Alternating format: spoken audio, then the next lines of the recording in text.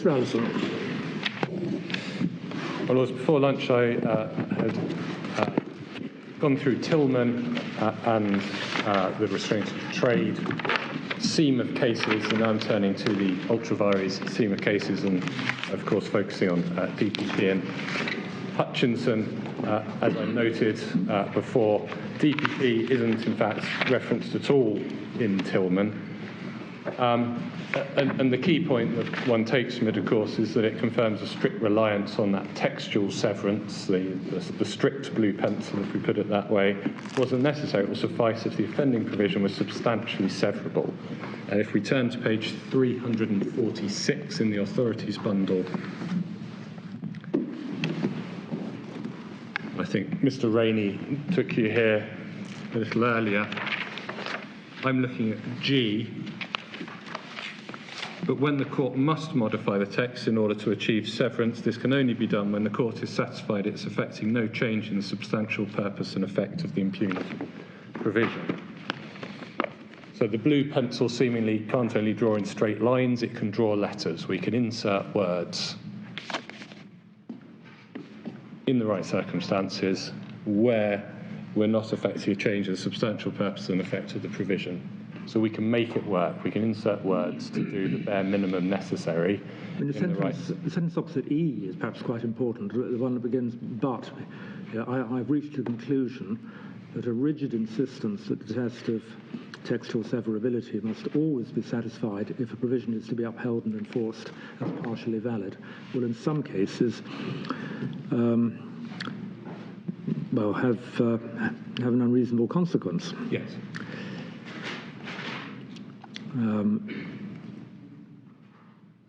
It says that nevertheless, in all cases, an appropriate test of substantial severability should be applied. My Lord, yes. So it's a more flexible approach than the one adopted by Lord Wilson to restraints of trade.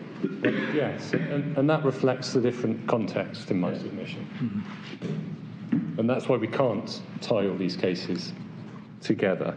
And it's for that very reason I say DPP and Hutchinson isn't directly applicable to this case. Yes. To the extent that it is, what Lord Justice Lewison did is compatible with modifying the test in order to achieve severance in a way that didn't substantially alter the purpose of the provision, which was to enable some contractual flexibility. So it's not incompatible, but I'd just say this isn't the right authority to apply by analogy. But one might think that his conclusion that one ended up with both landlord and lessee being able to trigger a reallocation was or could have been a consequence of a perception that otherwise there'd have to be too much writing in going on. Well, possibly, but in my submission, the better way of looking at it is through the prism of looking at Tyndall Cobham, because actually we've got to look at this in the statutory scheme. What's the statutory purpose of Section 27A6? It's to confer jurisdiction. And by its very nature, what 27A6 is trying to do is enable parties to come to the tribunal for recourse. So the effect of Lord Justice Lewison's rewriting in enabling that all parties to come to the tribunal to do that thing, that is the very purpose of Section 27A6, is to keep the jurisdiction open. So that's the other way of looking at it, is it's just achieving the statutory purpose.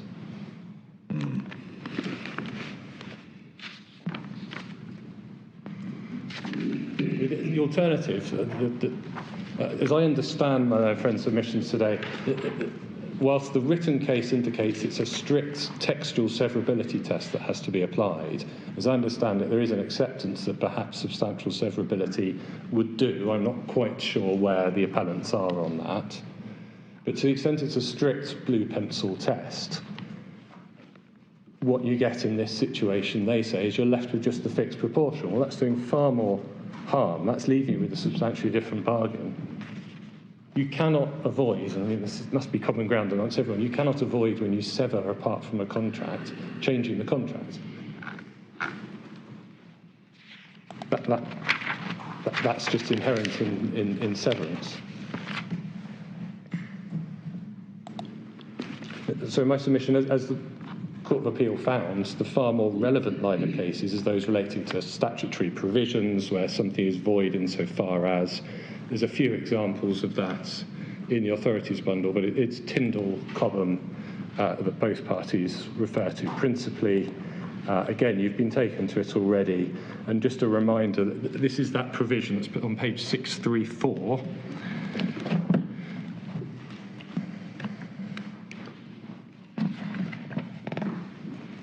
Paragraph 15 is the statutory provision.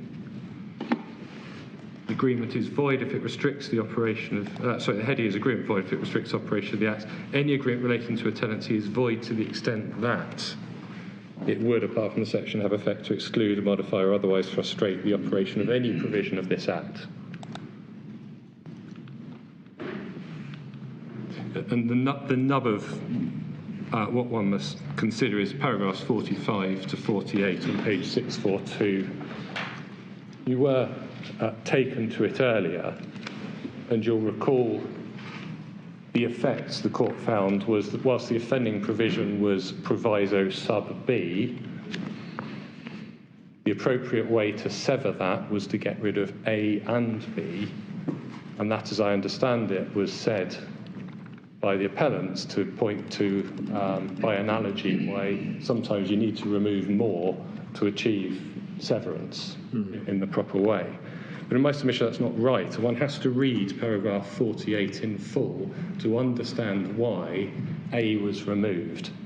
And it's because if you removed A and B, you were left with a qualified covenant. So you still needed the landlord's consent, but the landlord wasn't constrained by one of only two provisos.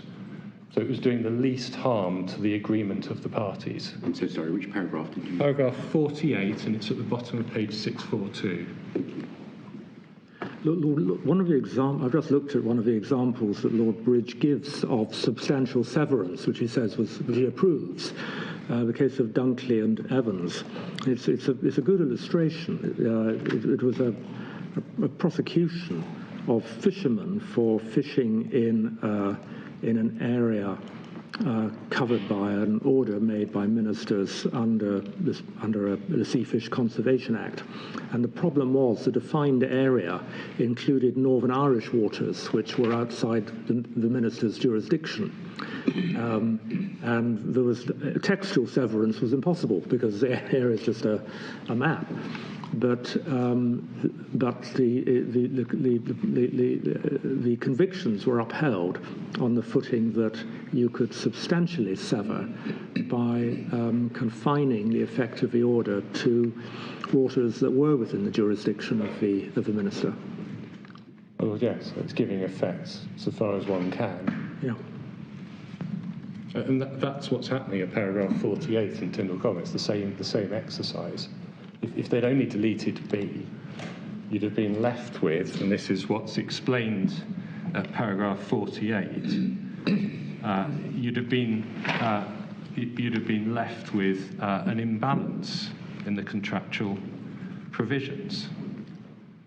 Because all you'd have to do is give the notice, and that was it. Whereas by deleting the entire proviso, what you're left with is a covenant that you can assign, but you need the landlord's consent. And of course, there will be the implied term that can't be unreasonably withheld, but you're not constrained by one of two conditions.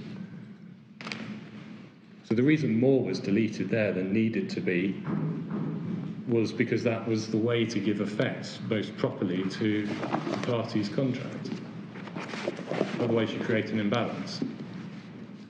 And again, by analogy with our case, if you remove the entire ability to vary, you're doing far more, you're changing far more radically the contract between the parties than if you just change who is the decision maker.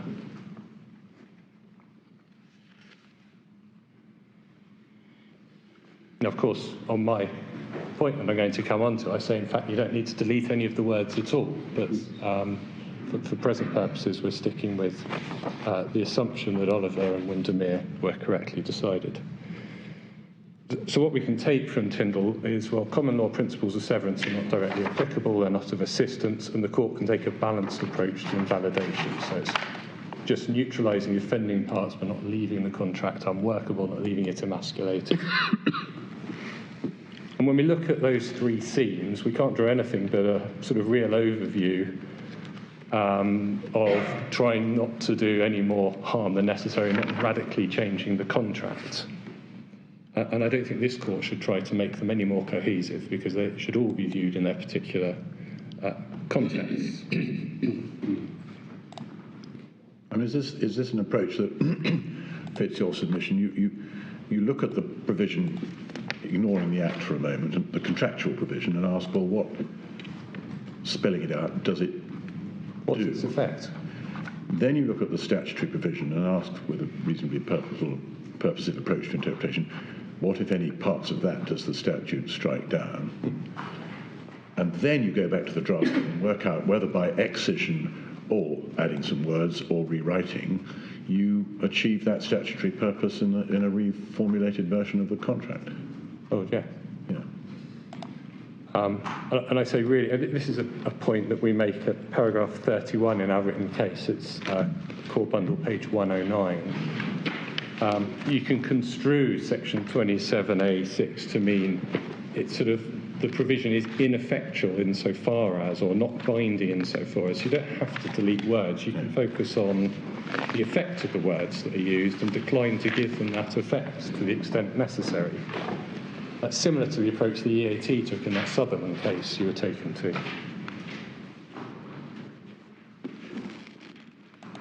What's offending section 27A6 is the involvement of the landlord, at most. Once we deal with that, nothing else needs to be addressed. And that's what Lord Justice Lewison did. You look at paragraphs 35 and 39 of the Court of Appeal's decision. So that's where we get that some slight linguistic adjustment may be needed, and he doesn't quite spell out what that is, but anyone reading it knows what is meant. And that's because he's focusing on the effect of the words, not the precise words used, and whether the blue pencil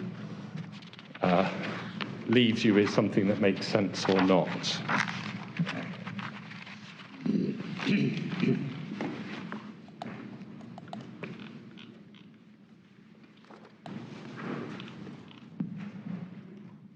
Now, I have to accept, for reasons that I'll come on to, the effect of reading it in the way one has to in light of Oliver and Windermere, is that it effectively converts a unilateral right on the part of the landlord into a multilateral right, and I'm going to come on to address that in a minute.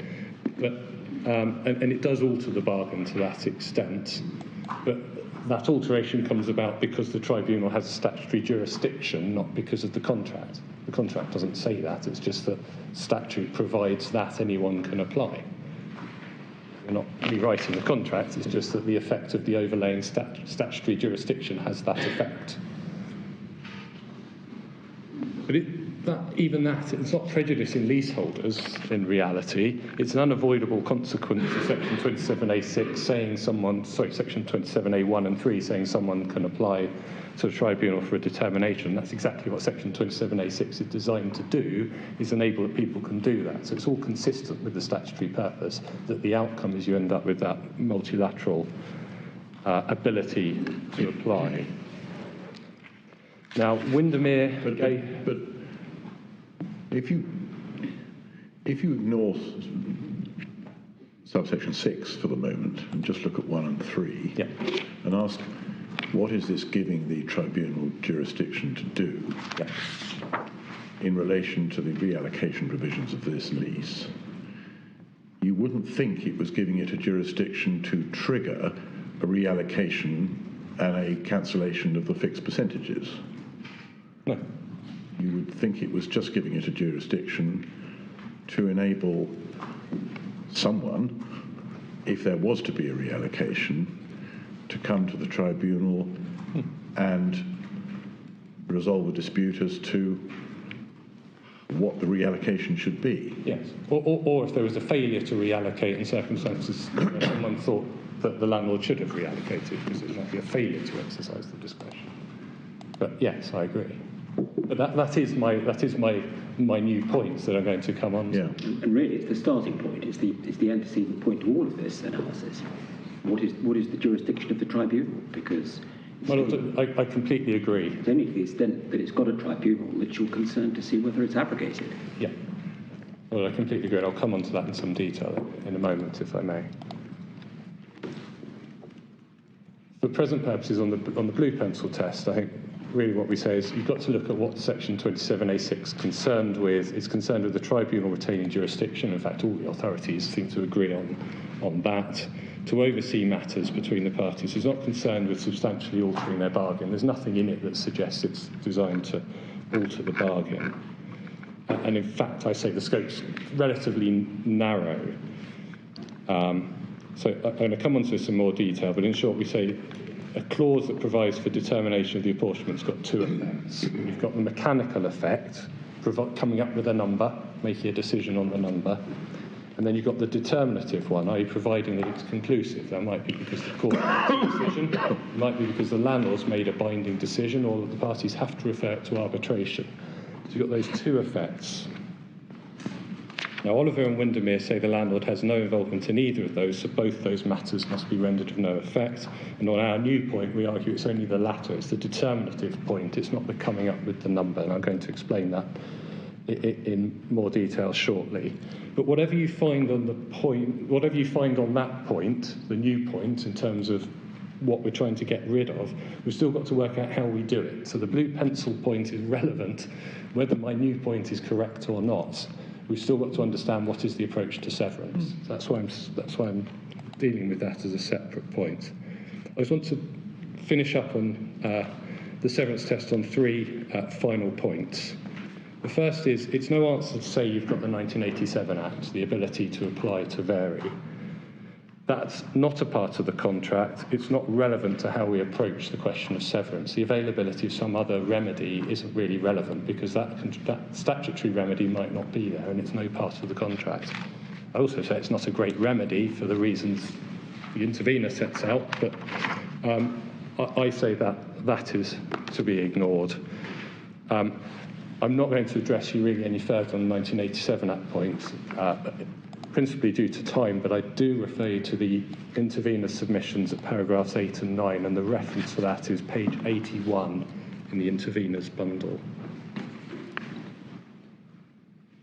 There is another option, of course, which is that consensually the parties agree to change the proportions, because if you all agree that's fine, absolutely fine. But that's exceptionally unlikely in nearly every instance, unless all the proportions are adding up to more than 100% and you're just proportionately reducing everyone down to, and it does happen quite often, and you reduce it down to 100, there's always going to be winners and losers. Whenever you change the basis of apportionment, roughly half the lessees win, half the lessees lose. That's why you have, for example, in Criterion, the point that's made, well, the landlord's got no skin in the game. And for the record, the landlord's got no skin in the game here. The commercial unit's on a 999-year lease. And you can see that in the office copy entries, they're in the core bundle. It won't always be the case. I do accept that. There will sometimes be some commercial tugs on the landlord. And that's why the landlord's decision's got to be rational, and the landlord's got to reapportion in light of the contractual requirements in the lease. But broadly, the landlord is a more neutral party.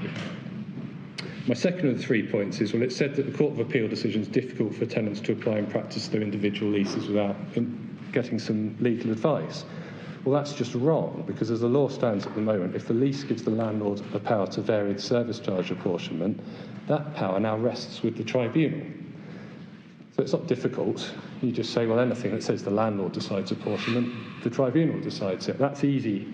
It's difficult to apply in practice, but it's easy to understand the concept. If you adopt a blue pencil test, then the parties are before a court or tribunal arguing over the grammatical and syntactic arguments relating to the blue pencil and worrying about textual severability. So the blue pencil is not simple and straightforward to apply, and we can look at some examples in some of the cases to see how it would apply to understand that. My third point, and this really illustrates the difficulties, is can it really have been intended when enacting section 27A6 that the outcome depends on the precise order in which the words are placed in the lease? And that really is the point the appellant says, well, it's just tough luck on the particular wording in this lease. If I can take you to page 113 in the core bundle.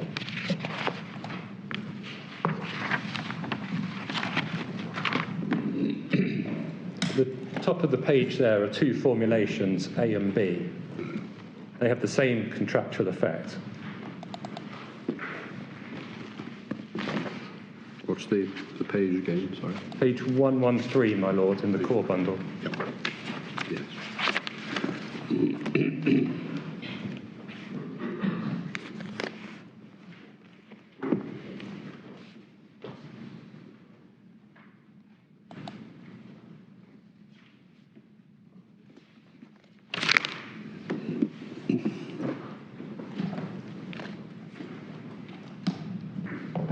In my submissions, those two formulations, A and B, have exactly the same effect, but if you apply the blue pencil in the way the appellants suggest, it has the effect of the crossing out we have done there, and it produces a radically different answer.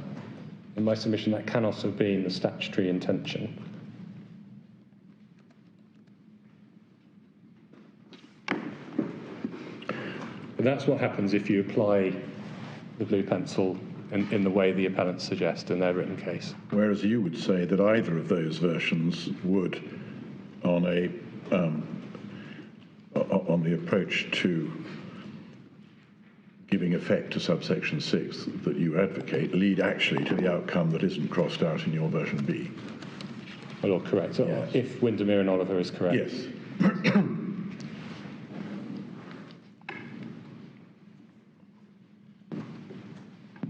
We said blue pencil stays in the pencil case, and actually we focus on what's the effect.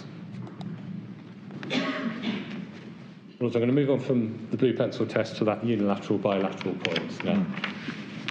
If the objection is to the conversion of a unilateral ability of the landlord to elect to change the portion into a multilateral right where anyone can apply, it seems that the appellants would have to argue, would have to agree that Windermere and Oliver were wrongly decided.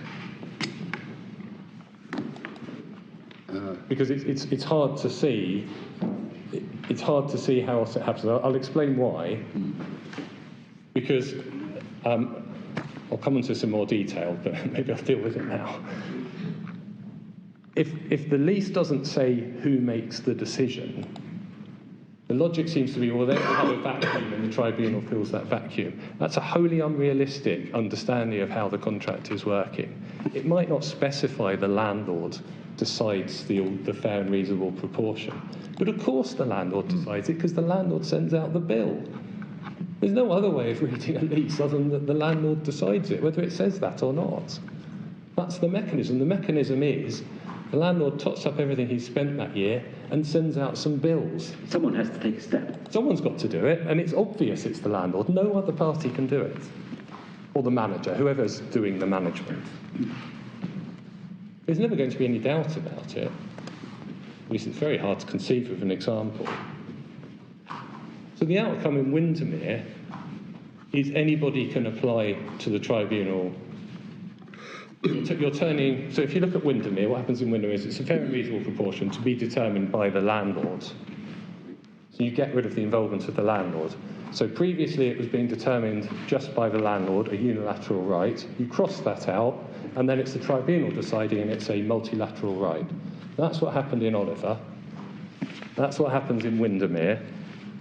And that's what happens in this case if Lord Justice Lewison is correct. You always end up with that because Section 27A applications can be brought by anyone. Literally anyone, as Mr. Rainey illustrated.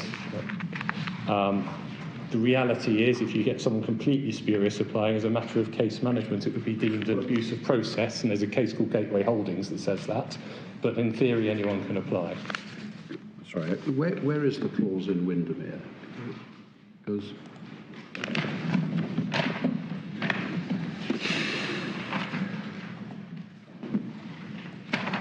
My lord, it's page 663. 663.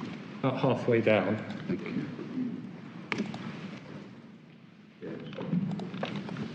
Schedule contains covenants.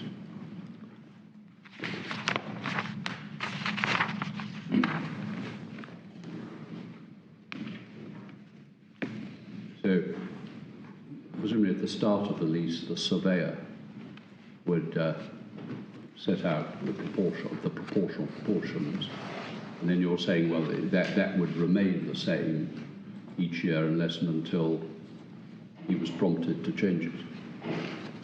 The surveyor was prompted to change it.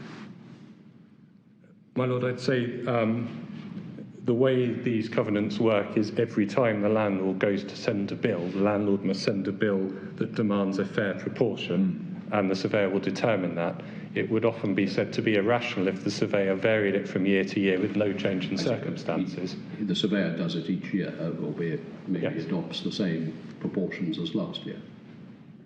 Yes, without having the whole of the lease here, I can't be 100% certain of that. It would be a very odd lease if it wasn't that every year the landlord has to think about, or every service charge year at least, someone doesn't have to think about what's the correct proportion when you have a variable proportion. You don't follow why Windermere has to be wrong if the Court of Appeal in this case is wrong.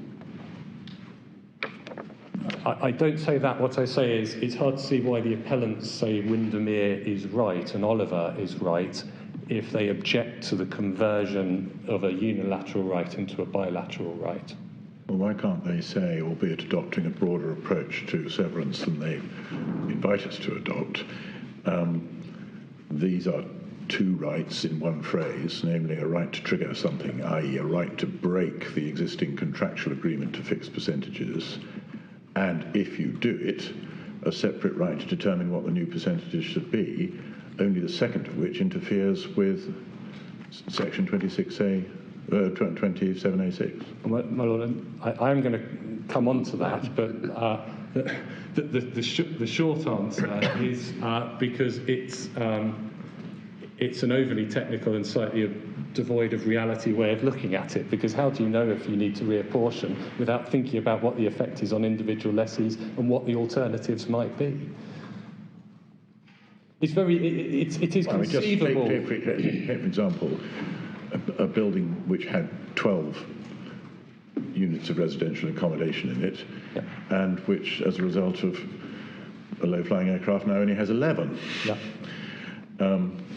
You don't have to worry too much about what the answer is going to be to see you need to do a reapportionment. But you can't have different outcomes for different examples. And No. You then have an example where the tenants must pay a fair and reasonable proportion of each of the costs of the various services provided, and in fact some additional services are provided that only the people on the ground floor benefit from, or only the people in the penthouse flats benefit from. At that point, the answer isn't obvious as to whether overall it's still a fair and reasonable proportion. And the only way you can decide that is by looking at, well, what are the alternatives? And deciding, well, it's this or this. Very difficult. I accept there could be some situations where you can completely separate them and the landlord gets to decide one of A, B or C ways of apportioning, and then you have, as a separate process, the decision under whatever the landlord has elected. But it's very rare you're going to have that. The two are interconnected because usually the choice about which of the three ways to do it is tied into what's appropriate and what's reasonable, whatever the test is. If I can, I'll come to some examples. But the consequence of taking that approach is stark, isn't it? I mean, let's say you have a block or an estate with 700 units of residential accommodation, moving from a situation where only the landlord can move everybody away from a fixed percentage arrangement to a redetermination, and one where any one of the 700 tenants can, seems quite a large change.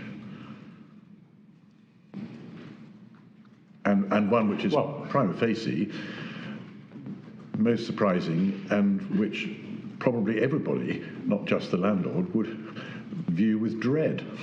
Well, my Lord, because of the capacity for one tenant putting up the flag to drag everybody else into a dispute about it. Yeah, my Lord, that's why I make my new point, because we need to come back to the reality of it, and that's why I'm going to come onto that when I do that. But equally, if one has, I mean, you're always going to be, whatever formulation this you come up with, you're always going to be open to an application being made by a tenant to say, I think what I'm paying is wrong, unless it's a fixed proportion.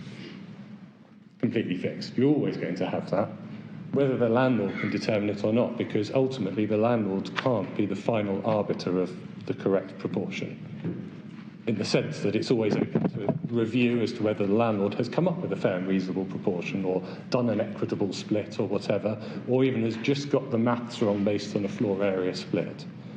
So you're always going to have the potential, and it happens all the time, you're always going to have the potential for tenants to apply.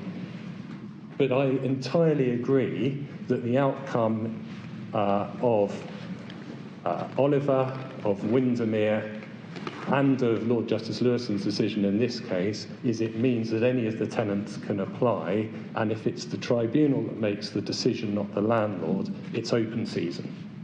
And that, I say, is the fundamental problem, and that's why I make the new point.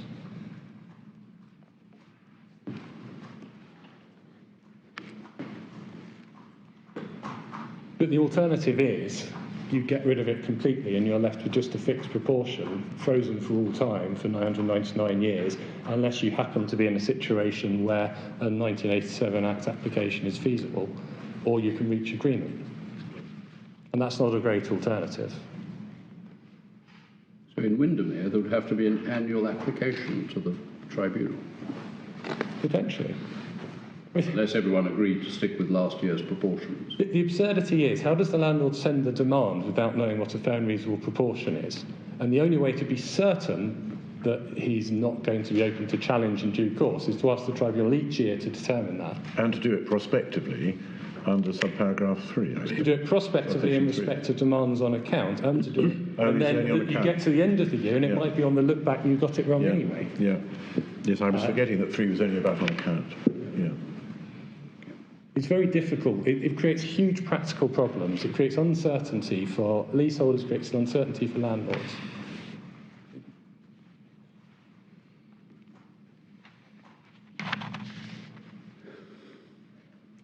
But the short point on this is you're a hostage to lessees making applications, and indeed landlords making applications, and any other interested parties making applications, either way, because that's the section 27A1 jurisdiction.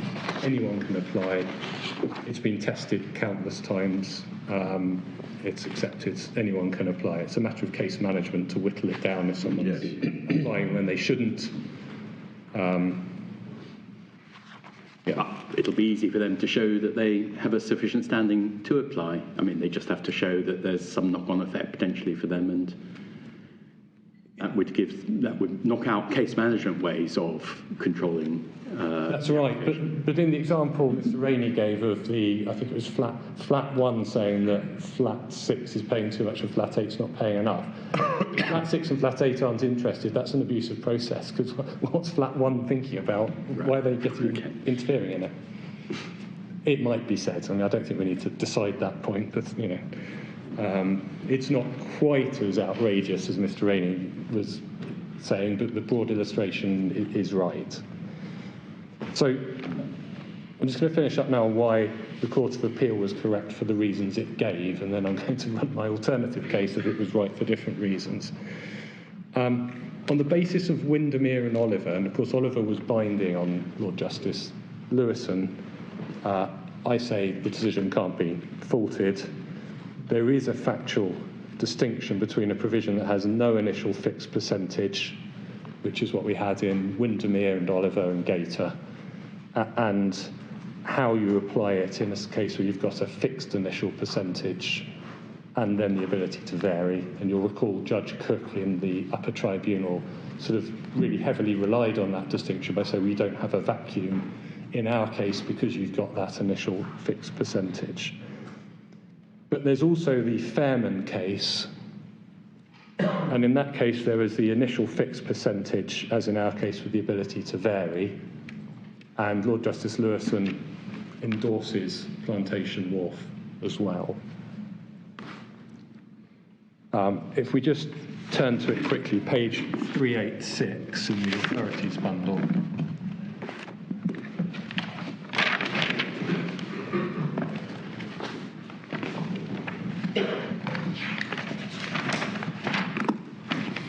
Looking at paragraph 45.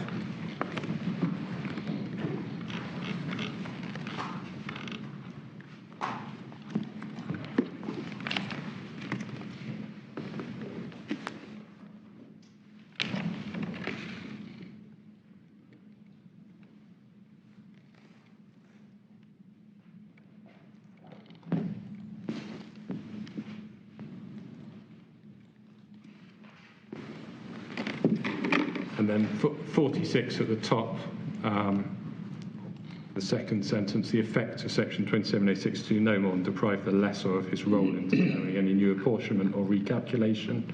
It's not intended to strike down the whole provision. Yes, I'm sorry, where are you reading from? This is page 387 in the authorities bundle. Yes. Paragraph 46. 46.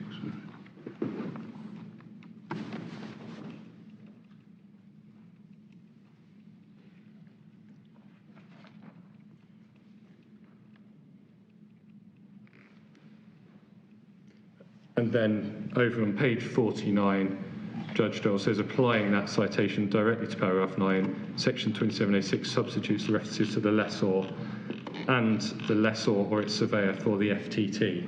So what Judge Gerald is saying there is it's not only the number, but it's the discretion. So it's the decision whether to vary. So if in the opinion of the tribunal it's necessary to vary it, so on and so forth. And just let's illustrate that by going back to where the relevant provision was. It's at the bottom of page 376.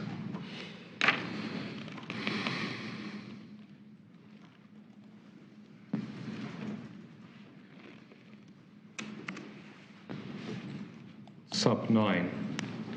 So if in the opinion of the lessor it should at any time become necessary or reasonable to do so, so on and so forth, then the lessor shall recalculate. And what was said by Mr. Rainey is, well, there you've got two halves. So it's the second bit, my Lord Briggs' point, the second bit we say is meant to be the tribunal, it seems. The tribunal shall recalculate, but the first bit stays as if in the opinion of the lessor.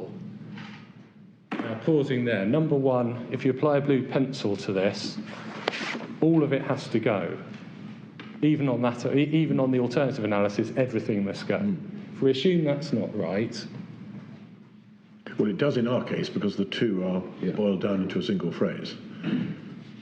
Yes, yeah. But that's almost always going to be the situation. I'm not sure we've found any examples in these cases where you completely separate the decision to reapportion from what you then do.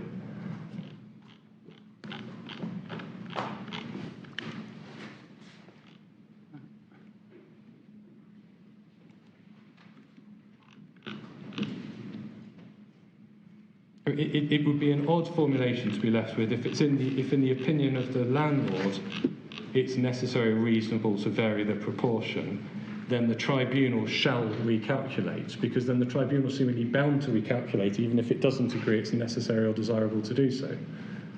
It does create a bit of a tension in the decision-making process. I know it's not the same composite type clause as we have here, but in reality it's all one provision. You're binding the tribunal to come up with something different even if it doesn't think it needs to. Well, it might come up with the same by some extraordinary fluke of mathematics. The question is whether you open Pandora's box in the first place, so that you get into a recalculation with all that involves and all the parties who may have to be joined to express their view about it. Well, I do see that's an option, but I say it's a suboptimal results in suboptimal outcomes.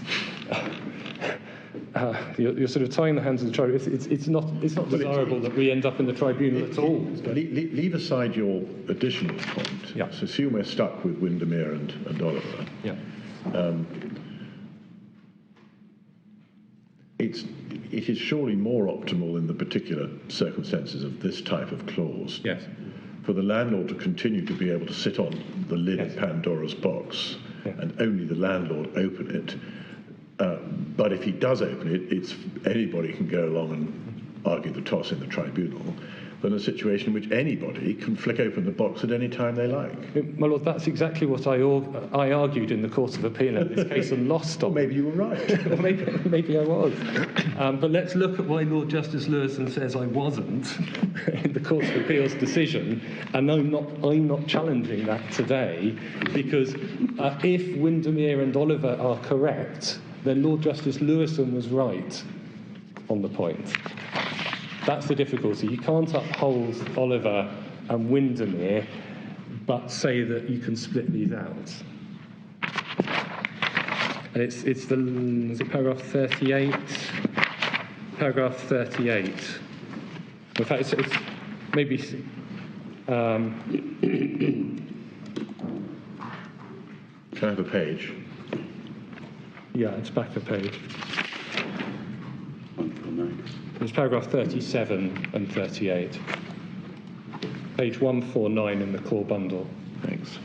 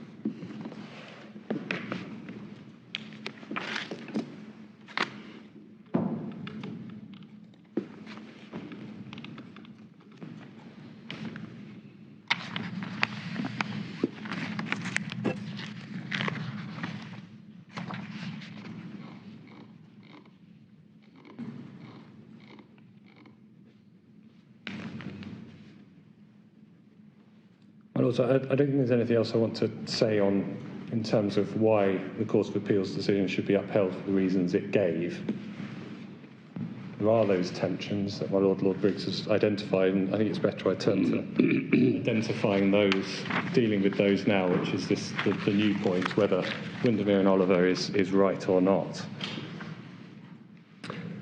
And the starting point on that is that really we say, well, Windermere and Gator were wrong.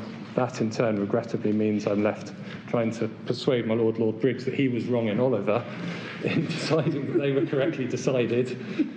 And the central point here in my submission is to understand that section 27A(6) refers to any question which may be the subject of an application. So let's go back to look at the Act. It's page 24 in the authorities bundle.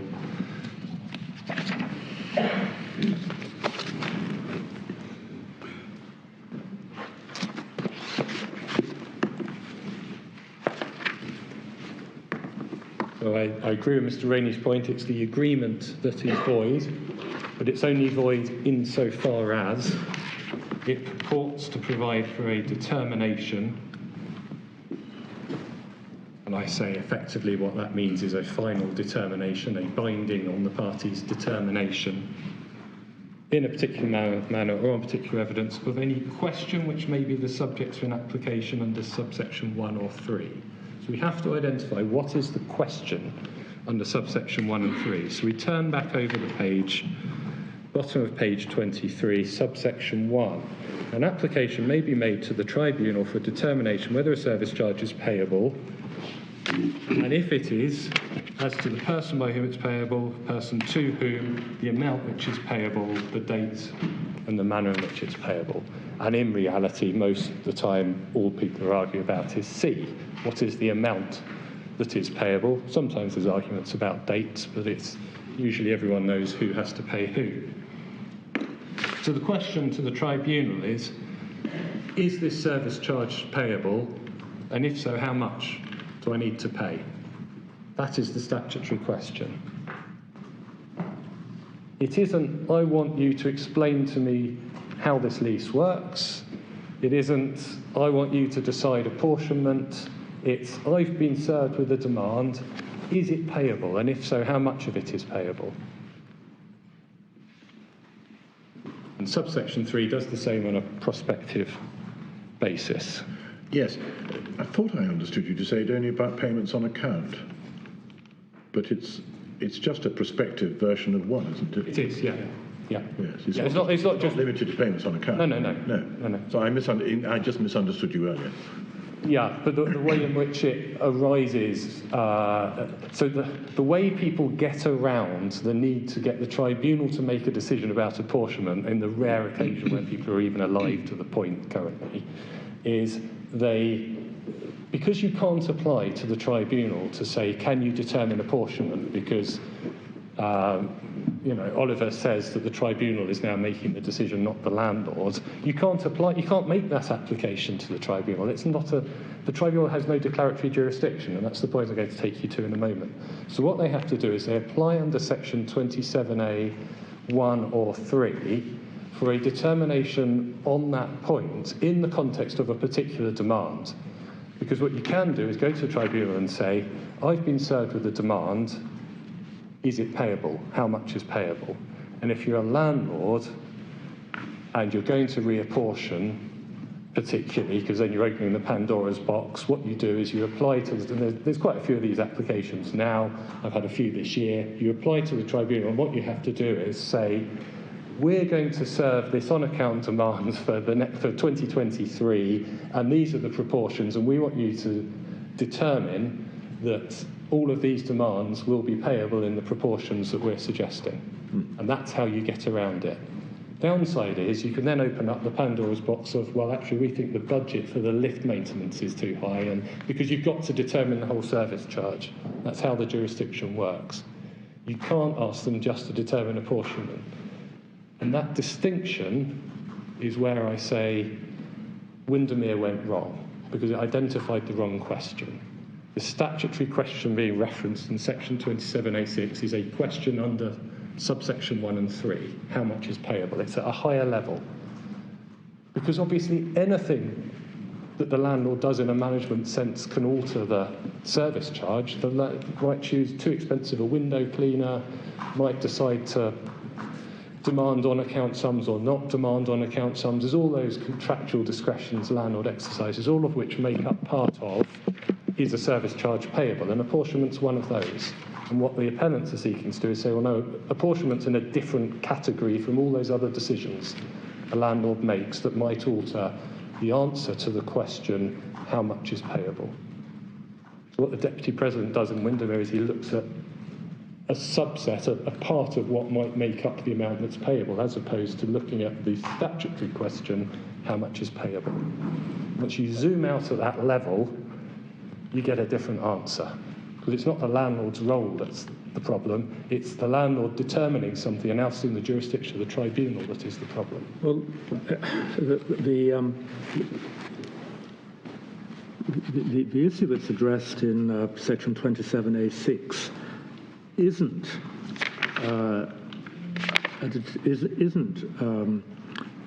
an agreement providing for a determination of any question which may be the subject of an application under subsections 1 or 3. It's confined to such an agreement insofar as it provides for determination in a particular manner or on particular evidence. Now, if, for example, the agreement provided for the matter to be determined by the landlord, I wonder whether in a particular manner is really an apt phrase to cover that kind of situation. I mean, it's not the manner of determination, but rather who is making the determination. Well, I entirely agree, but what it will catch is lots of things that are... I mean, nearly every lease is caught by something in section 27A6. My formulation or Mr. Rainey's formulation, because it's really common to get final and binding provisions. It's common to get expert determination or arbitration provisions. In residential leases, if nothing else, it's really common to find provision where the landlord serves a certificate at the end of the year as to the amounts that the landlord spent that's said to be final and binding, save in the event of manifest error. All those sorts of provisions go. So section 27A6 is performing a really important function on my formulation or Mr. Rainey's formulation, but the difference is whether the tribunal becomes a decision maker, because the tribunal is somehow having to make a property management decision about how to apportion rather than review what the landlord's exercise has come to. I mean, one might think that A and B, in a particular manner or on particular evidence, are directed towards aspects of the agreement which would restrict the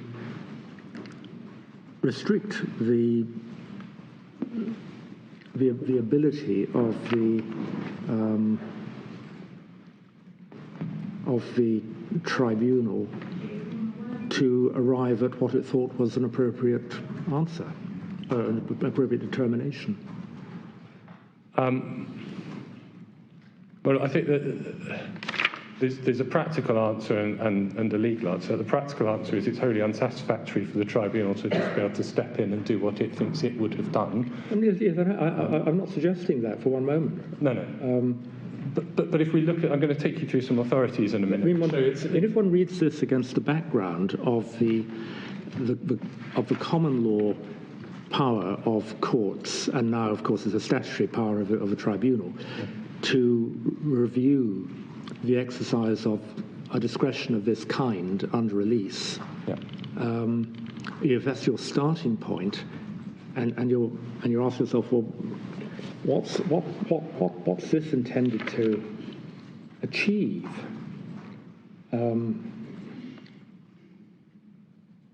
Well, it's certainly not concerned with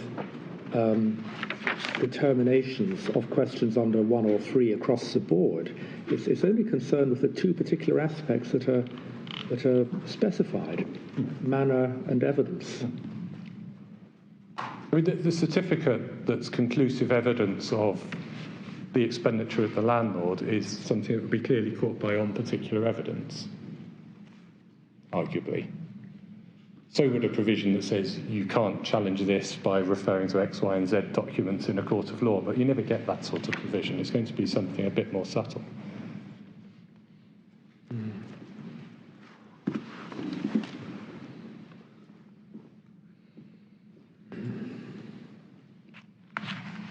I think the point is, why are apportionment decisions in their own category of offensive things a landlord might decide out of all the other things that go into making up a service charge?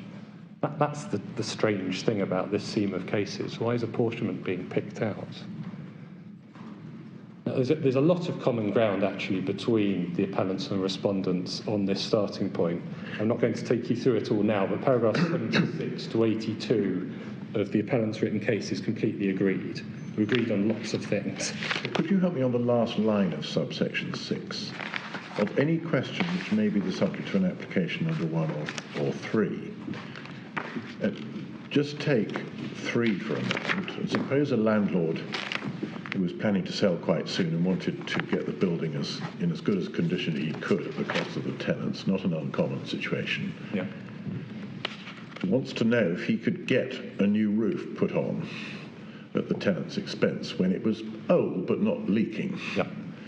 So he goes along to tribunal and says, if I was to renew this roof, could I levy a service charge in relation to the cost of doing so? Yeah. That would appear to be a cost falling squarely, a question within the meaning of the last line of 6, which could be subject to an application under subsection 3.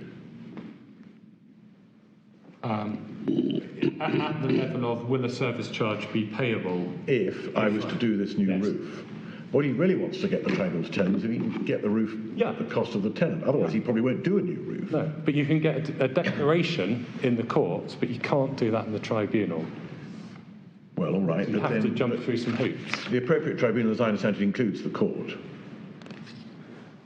Well, or doesn't it? It's subsection no, the appropriate tribunal's not the court. It's additional to the jurisdiction. I'm sorry, yes, quite right. Yeah. But therefore, as I understand it, the fact you could only go to court for that doesn't mean it wouldn't fall within a question under subsection 6. You can go to the court for a declaration as to whether you'd be entitled to recover the cost of replacing the roof. You can go to the tribunal and say, if I incur the cost of replacing the roof in the next service charge year, and then I properly demand in accordance with the mechanism in the lease, will a service charge be payable? Which is the same. I'm sorry, so why can't you do it under 3? An application may be made to the Public Tribunal for a determination whether, if costs were incurred for repairs, a service charge would be payable for the costs. So why, and Lord Briggs's example, why couldn't you go to the tribunal? You can. I'm not disagreeing. I'm just saying there's a subtle difference between just seeking a broad decision on something compared to doing it in the tribunal where it's in the context of the particular service charge issue. You can, and that happens all the time. But you wouldn't. But I'm not have sure. to make, but on making an application of that kind under subsection 3, the landlord could go, as it were, perfectly neutrally to the court about it. He wouldn't have to make up a decision, see if anybody disputed it, and then have the court or the tribunal resolve that dispute. No, I mean, there's a number of authorities, and I think I need to take you to Pond House. Okay. I think it's going to resolve a lot of these points. But in Pond House, they make the point, you've got to come with a firm plan of, I'm going to do X.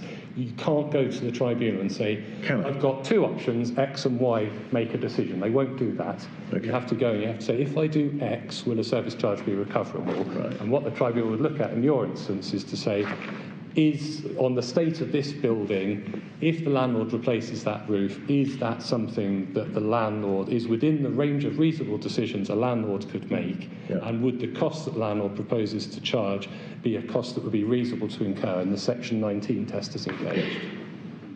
Yeah. It is subtly different from what would happen in the court. You might, well, I think the court would probably be reluctant to do it, but you might be able to get the court to choose between X and Y in some declaratory jurisdictions. The tribunal but even if the landlord has to go with a plan, he is under 3, I think, going with a plan, but without having made any management decision to implement the plan. Yeah. Yeah. Yeah, so in either case, the basis of the tribunal or courts, whichever you go to, is the basis of its jurisdiction is an implied or maybe express contractual term of reasonableness, and you're asking the court to decide whether what you're proposing to do would be permitted under the contract or not. Well, in that example, you're asking 2 questions. One is it permissible will it be recoverable under the contract? But number 2, will it be recoverable under the contract in light of all the statutory constraints upon me, which will include Section 19? Yeah. And really, it's a Section 19 question as much as anything, because usually a landlord has a fairly unfettered discretion as a matter of contract as to whether to replace or repair the roof. But Section 19 hones it in to a fair degree because it might not be reasonable to replace the roof rather than repair it. It might not be reasonable to incur that cost. If there's another 10 years when you could be patch repairing it, the tribunal might say, well, no, it's not reasonable. But it's really important to appreciate Section 19 has nothing to do with apportionment. So that whole reasonableness jurisdiction doesn't come into play in the context of apportionment. It comes into the context of incurring particular costs. And I'll take you to the authority on that in a minute. But just on my Lord's point to you, you'd need to satisfy, wouldn't you, both whatever term there is in the contract as well as Section 19? You would. I mean, Section 19 doesn't replace the contract. It constrains what the obligations are under the contract, but the landlord would still need to show that they were operating within the scope of their rights, correspondingly, with not infringing the obligations they owe to the tenant. Yes, and if the landlord hadn't consulted on those works, as the landlord has to do under Section 20, the tribunal's decision would have to be subject to the landlord in due course complying with the Section 20 consultation requirements and subject to properly demanding it. So it's always going to be a bit contingent under 27A3. And it's a really valuable tool for landlords, and particularly RMCs and RTM companies that can't weather a shortfall for them in advance of expensive works to get some endorsement of what they want to do. So we started touching on what the nature of the jurisdiction is. I said I was going to take you to Pond House. I think that's probably the best place to go now. It's tab 18, and I'm going to start on page 546. Now, just to explain very briefly what this case was about. It's a local authority application. The poor lessees of Pond House were drawn into it, but the council owned 9,500 odd properties. About 2,500 of them were let on long leases, and in Pond House 39 of the flats were on long leases. I think the rest were council tenants, but the long lessees will have had the protection of sections 18 to 30 of the Act. And what they had done was enter into what's called a framework agreement, where they have multiple contractors appointed to do multiple works, and it's a long-term agreement, and the statutory consultation requirements were engaged. We don't need to go into all the detail of the consultation requirements, it's quite involved. The short point was, if they wanted to then get works done under these framework agreements, there would be call-off contracts to each contractor of, right, can you go and fix this roof or whatever? And the question was, which of the consultation requirements that are set out in the regulations applied to those call-off contracts? Because either they need to do full consultation every time they did something that would cost over the statutory limit of £100 per leaseholder, or there was a shortened version. The precise detail doesn't matter. What I'm taking you to is page 546, and it's paragraphs 66 to 69 that are the relevant parts for your purposes. I wonder if I could ask you to read that, and I think we'll fill in a few gaps.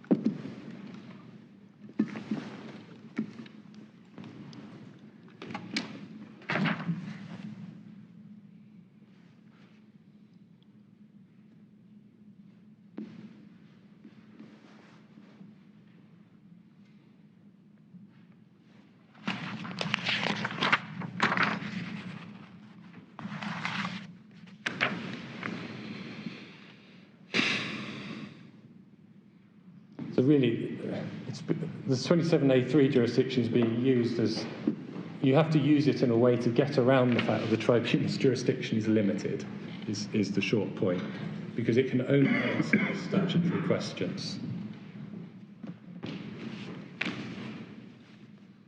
I don't think there's a need for me to take you to it now, but just for reference, core bundle page 232, you'll find the actual application form you have to fill in when you apply to the tribunal under section 27A. And you'll see one of the questions is, what's the question you want the tribunal to decide? And whenever you get represented landlords, they always say, well, I want you to answer the 5 statutory questions, please.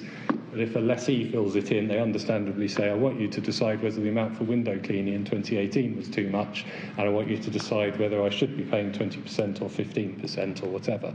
So it's designed for laypersons to be able to readily explain what the issues are, but the statutory questions remain. I want to turn now to whether really section 27A6 was intended to change the role of the tribunal, because the effect of Windermere and Oliver is to put the tribunal in the position of being a decision maker. And I say that's a radical change from what the tribunal was doing, and this is what was canvassed with Mr. Rainey at length earlier. I should impress on you, we're really interested in the particular language of the provision. I mean, for example, we've been looking at the word determination and where it appears in the rest of the Act and the context in which it's used. Yes. And we're particularly, as I think I've made clear, trying to understand what's meant by a particular manner. And why the provision singles out, in particular, well, it's confined to restrictions on the manner or the evidence on which the determination can be based. I mean, effectively, we're hearing a lot about sort of general background and being taken to a lot of upper tribunal cases. We're in the Supreme Court, we're reviewing, but you can't take it for granted we're going to accept anything in the previous authorities. And our starting point and probably our finishing point will be the language of the statute. Oh, yes. And you've got about half an hour left to address us on it. So I just wanted to press that on you. There's two difficulties with both. One is there's actually not that many authorities on it, certainly in this context. And in this context, I mean the wider landlord and tenant context. And secondly, it's on this particular statutory scheme as to which there really is a dearth of authority, and that you have illustrated here, because the first time this hare is set running is Mr. Justice Morgan's decision in Shulham B, and then we get to Windermere. And it gets to Oliver, and and this case. Now, and there's not been that focus on the word determination before. Well, for example, the word determination, everywhere it's used in the Act, it refers to determination by a tribunal, a court, or an arbitrator. Yep. With the exception of 6 of this provision we're actually looking at, where there's no reference to any particular decision-making body, except a post-dispute an arbitrator under a post-dispute arbitration agreement. Yeah, that was the one carve. That's the one carve out. But determination is being used in the same sense throughout. It's a judicial determination. It's a final determination. I mean, the appellants say that we're wrong to say determination is being used in the sense of a final determination. So the landlord makes a decision about the proportions, but that's not a determination in this sense. It's another decision of all the many decisions. And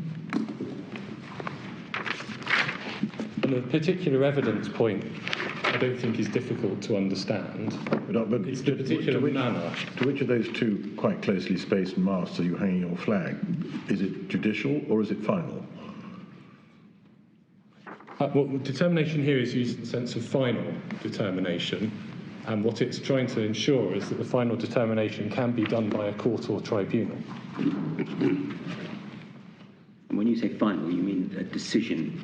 Binding. They may be subject to an appeal or something of that kind, but you mean a decision by a judicial body of some kind? A binding determination. So it's stopping expert determination clauses, arbitration clauses, final and conclusive evidence clauses, all of those sorts of things. But it's not impinging on the contractual decision-making process, because it can't. And because that's not the function the tribunal's ever had, and those are the authorities that we set out in our written case.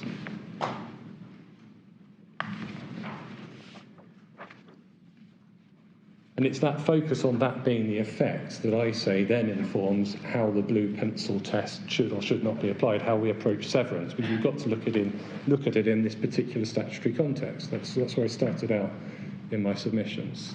We can't. The other cases aren't that helpful, because we've got to look at it in this context, and we've got to understand the jurisdiction, we've got to understand what a determination is, and we've got to understand what the right question is. Is it implicit there must be some kind of dispute?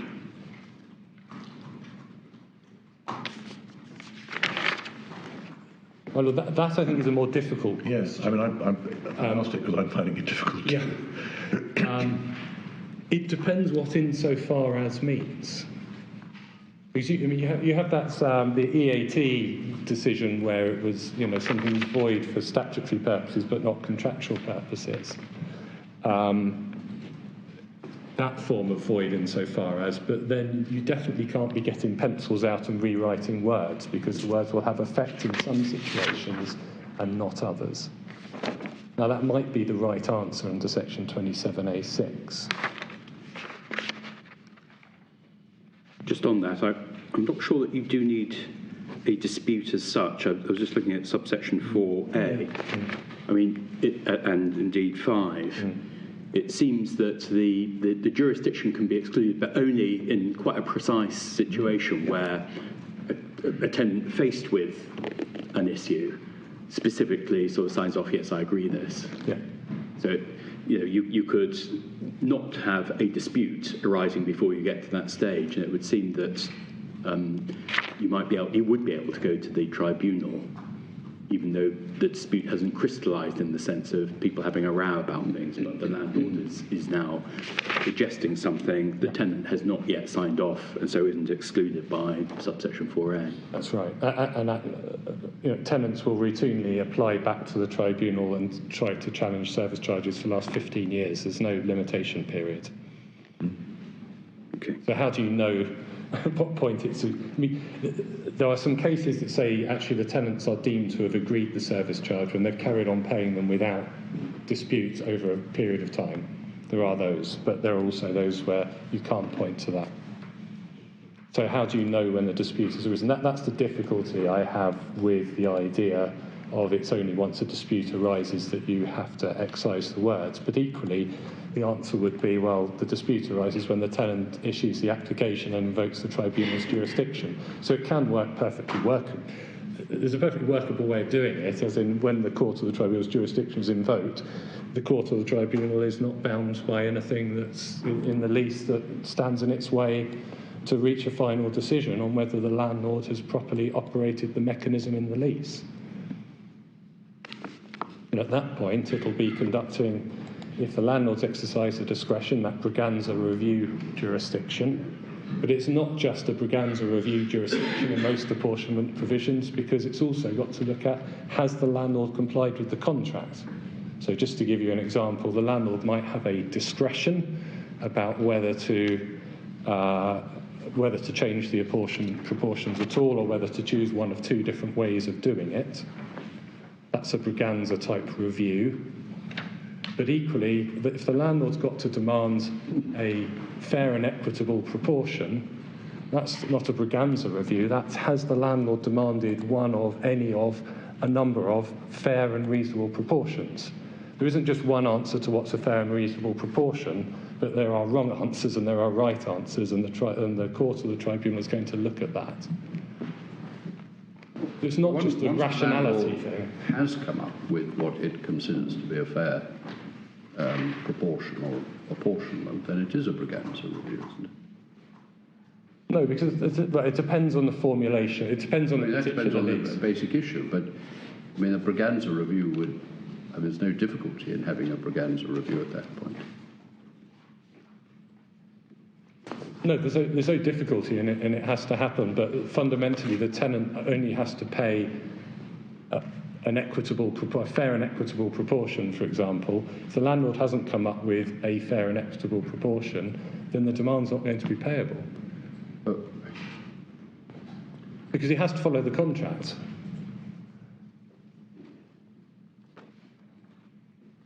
Speaking for myself, I'm not sure that it's absolutely right to separate out Braganza review from other forms of review. On my understanding, Braganza is just recognising that there are some situations where a landlord has, as a matter of right between them and the tenant, can act in a wide variety of circumstances according to their choice. And in other situations, you might use words like behave reasonably or do something that's fair and equitable, where there may still be a choice, but it's been narrowed down. But absolutely. Conceptually, the question is always, are you complying with the contract? It may be, if it's a pure rationality test, that's very easy to do. If it's a reasonable test, the courts police that a little bit more closely, but not necessarily stepping in themselves to say what would be reasonable. Well, that's precisely my point. You do get Braganza type, pure Braganza type issues in a landlord and tenant context, but rarely with apportionment. I'm dealing with a case at the moment where the landlord had the option to cease the communal heating supply. That's all it said. You could just landlord give notice and stop it. That would be a Braganza situation where, well, unless it was completely, unless it's irrational or you're acting capriciously or any of those things, that's the landlord's right. But in an apportionment situation, it's always constrained by, it'd be a very odd provision that just says the landlord can charge a proportion. It's always a reasonable proportion, a fair and reasonable proportion, whatever. There's always a test that has to be followed. So there's always that overlay. And the same is true with incurring costs for Section 19. I mean, to see more on this, it's the Vala case. I wasn't going to go into it in any great detail. I can take you to it. Before we go to another case, the word manner is used in numerous places in the Act, and it seems to be used simply as a synonym of way or mode. Now, so if that's right, then 6 is telling us that an agreement is void insofar as it purports to provide for a determination in a particular way of any question which may be the subject of an application. So I'd have thought your argument might be that cannot sensibly be read as rendering void any initial decision by a landlord, for example, if it's a landlord's decision, because under 1 in particular, the premise is generally going to be a decision by the landlord which is being disputed. And if that's so, then that would support the argument that determination doesn't mean the decision in dispute, but means a final determination by a court or a tribunal or an arbitral body as appropriate. Well, that in a nutshell is our case, yes. And that's, I mean, I don't know to what extent you're assisted by it, but the explanatory notes to the Act make clear, well, what we're really doing is we're just, is moving Section 19.3 to something where it encompasses all of the questions the tribunal can answer under its new jurisdiction, and it was dealing with the issue of arbitration agreements, so it was restricting it to just these post-arbitration agreements. So it was the carve-out in terms of manner was more narrow because it's a post-arbitration dispute agreement only that's retained. Interestingly, if one looks at Schedule 1, which is the insurance provisions in the Act, I don't know if that might be helpful to us. And paragraph 8.6 is the parallel provision. It's page 48 in the authorities bundle.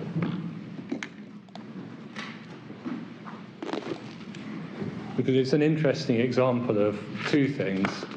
One is another example of this type of provision, but it's slightly different because it enables you to have an arbitration agreement. But the second thing is it expressly enables the tribunal to order the landlords to nominate some other insurer. It doesn't say it enables the tribunal to nominate a different insurer, it says to order the landlord to, because it's making clear it's still the landlord that's making the decisions. It's just this is a specific example of a statutory jurisdiction, and it is a separate jurisdiction from Section 27A with its own form and everything else, where the tribunal can interfere to a greater extent. And that informs you as to Section 27A6.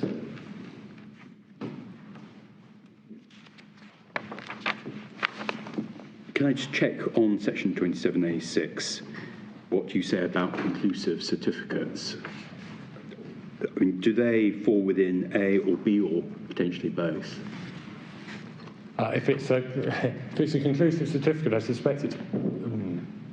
I think it more properly fits into B, but is the answer because it's a certificate. I mean, I was thinking it perhaps could be under both, in fact, because I mean, if the decision of the tribunal has to be conducted in accordance with what's been certified, that might be a mode of. I think the reason why I think the certificate in itself is just B, but those sorts of provisions are that there's a certificate that's prepared by the landlord or the landlord surveyor, which is conclusive. So it's the bit where somebody signs the certificate, it's conclusive, that's the manner, but it's the certificate in itself is evidence if we had to break it down. Do we get any help on the question we had to decide from the apparent distinction between Section 8(6), which enables the parties to determine the question by a pre-dispute arbitration agreement, and Section 27A6, which only lets you use post-dispute arbitration agreements? Well, on the fact that it makes clear they're both focused on particular ways in which things can be finally determined. Yes. No, but it does. I'm just puzzled. Yeah, well, maybe I just go on being puzzled because it doesn't matter. Section 9, if you look at the old Section 19.3, page 53, you'll see that, which is the predecessor to 27A6. Yes. You'll see that says an agreement by a tenant of a flat other than an arbitration agreement. So they tightened it up in relation to Section 27. 27A, yes, but I don't think Schedule 1 was revised at the same point. No. I'm just really asking myself what was the policy reason for not allowing these matters to be dealt with by an arbitration clause in the lease?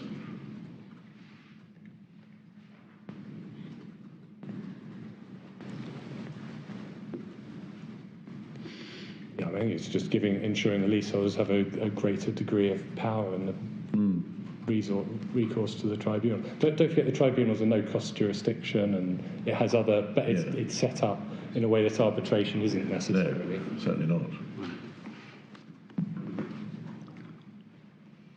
You can see in the explanatory notes, it's the only thing they highlight in the explanatory notes, that it was intended, one of the specific aims was to restrict the ability to go to arbitration.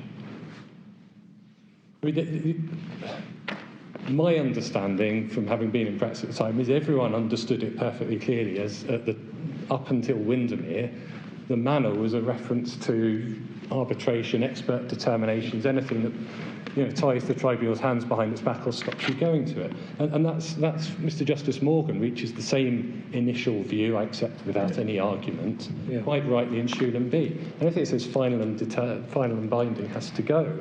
But that wasn't causing anyone any difficulties. That's why you don't find cases on it. It's because everyone understood it. The only reason we have this flurry of cases now is that hair was set running in Schulem B. We get to Windermere and then it starts causing problems. And everyone keeps litigating it, and these points keep coming up, and here we are.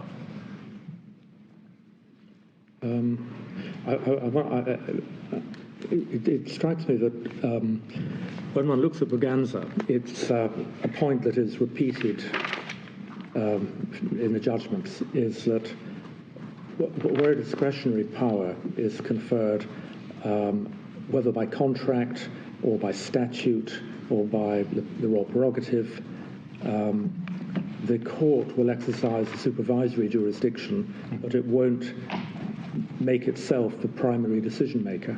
Well, it's paragraph 52. It's page 276. Right. And also the same thing you'll find in paragraphs 18 and 19 in the minority judgment. I wonder if the matter were in any doubt, if there may be room here for the principle of statutory interpretation, that if Parliament hasn't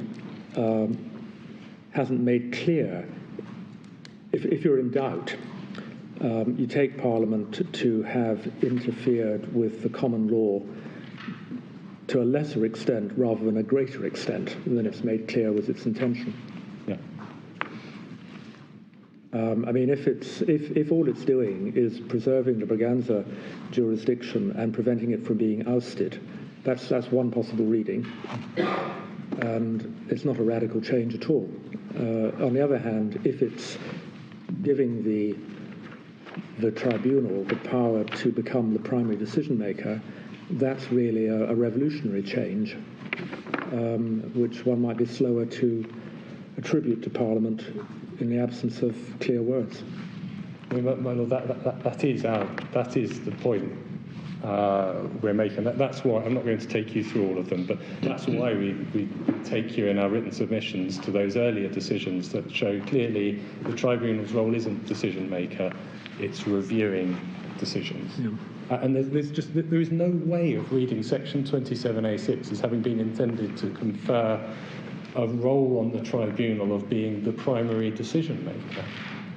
And it raises all sorts of practical problems if that is the right answer. I mean, number one, they're not going to sort of go out with a surveyor and measure every room. They're constraining on the evidence the parties can put before them. Number two, if anyone can apply and reopen it at any time, how does the contractual mechanism work? How does the landlord ever send a demand with any sense of safety around its payability, and that might not be the world's greatest concern for a commercial landlord, but so many blocks are owned by lessees.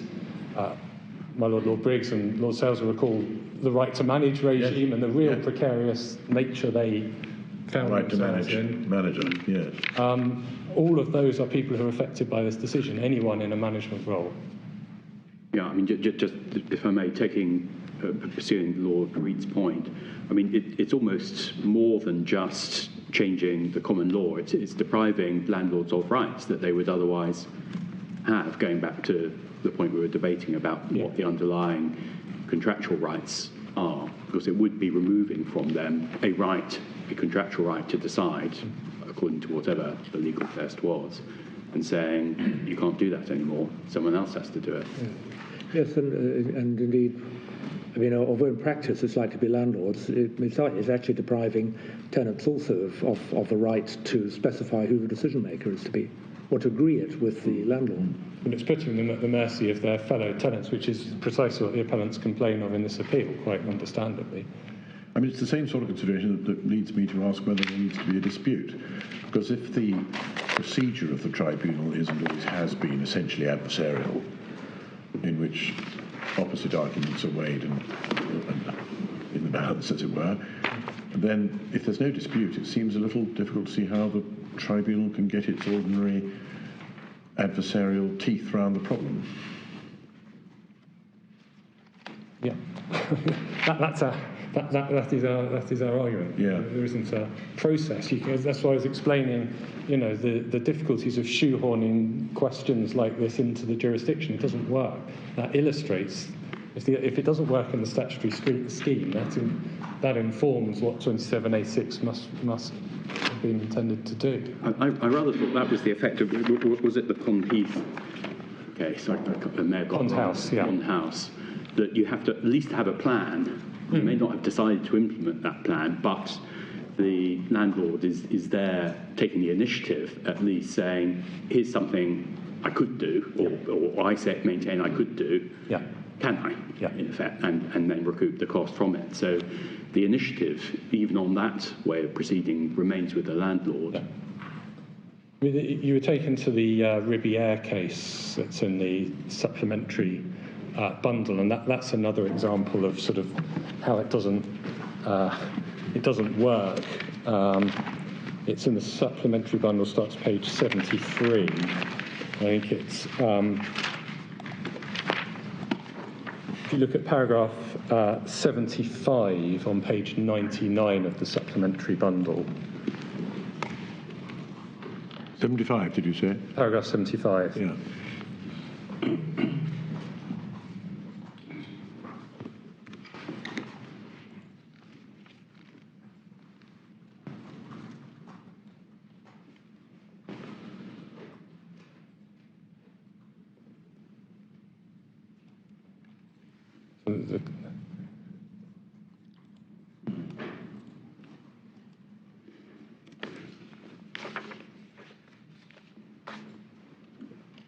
The question that's asked is, tell me about apportionment, but the tribunal has to treat it as what's my liability to pay service charges.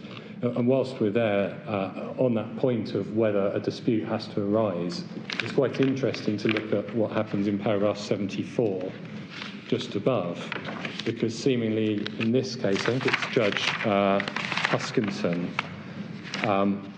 decides that prior to the dispute coming to the tribunal, the landlord was entitled to make judgments as to how to change the proportions. If you look at paragraph 74. That's totally counter to Oliver.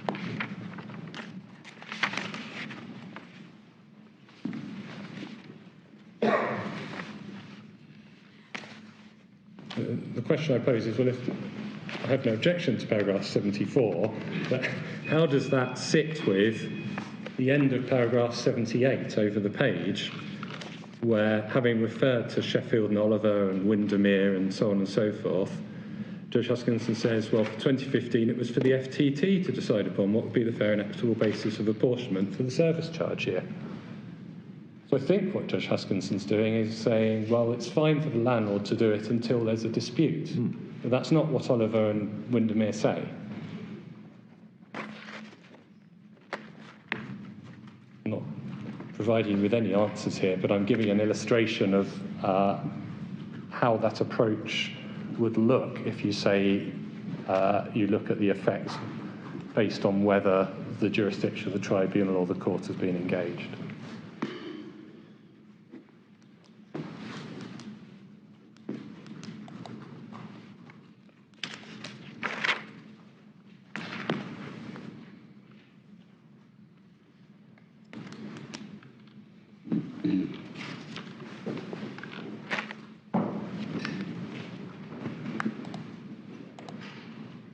Well, I'm not going to take you through the rest of it, but if you're interested in that point, it's worth reading on the rest of that decision, because the tribunal ties itself in knots trying to justify whether it was a de novo decision made by the FTT or not, and then says, well, if it wasn't, we're going to make it, and then comes up with the same decision. So it's a good illustration of the difficulties, and it's incompatible with some of the authorities.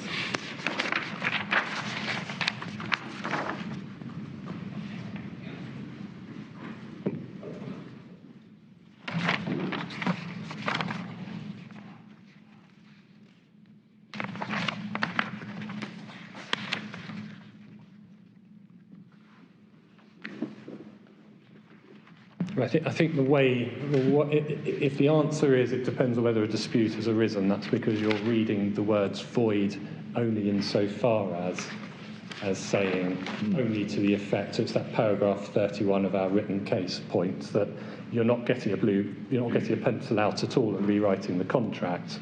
What you're doing is looking at the effect of it, and if it's preventing someone invoking the court or the tribunal's jurisdiction, well, then at that point you change what it says. But that doesn't sit well alongside the point that it's saying the agreement is void insofar as, rather than the effect of a provision.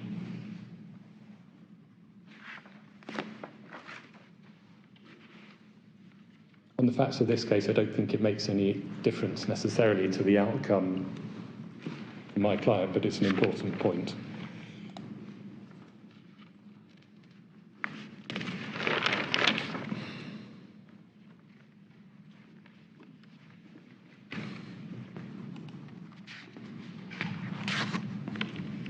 The other, and again, I'm not taking you to the end of Ribiere, but you'll see at the end of Ribiere, it's an application brought by a resident management company, so it's lessee owned.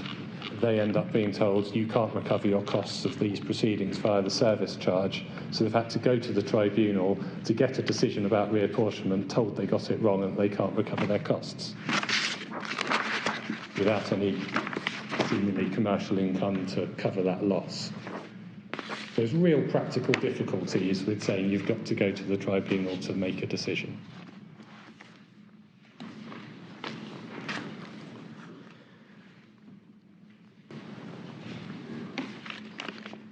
So just to be clear, I say Windermere's wrong and Oliver's wrong, and I say where it went wrong in Windermere is the Deputy President identified the wrong question. He identified the question as what's the appropriate apportionment, and then says, well, if the tribunal can decide that, then and then makes that leap of the particular manner, being that the landlord is making a decision.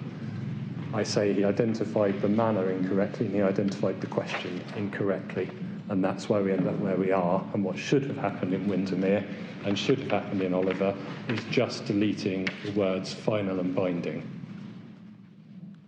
And if the focus is on deleting words such as final and binding, if the focus is on expert determinations, arbitration provisions, I don't think that point about whether it depends upon whether a dispute has arisen needs to arise. You can just delete the words for all purposes.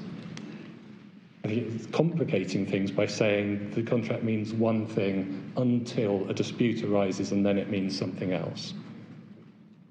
And it doesn't sit alongside the wording of section 27A6 that says an agreement is void insofar as, rather than the effect of an agreement. So once we understand that all you're deleting is the expert determination, the arbitration, the conclusive certificates, I think that point probably, with respect, goes out the window.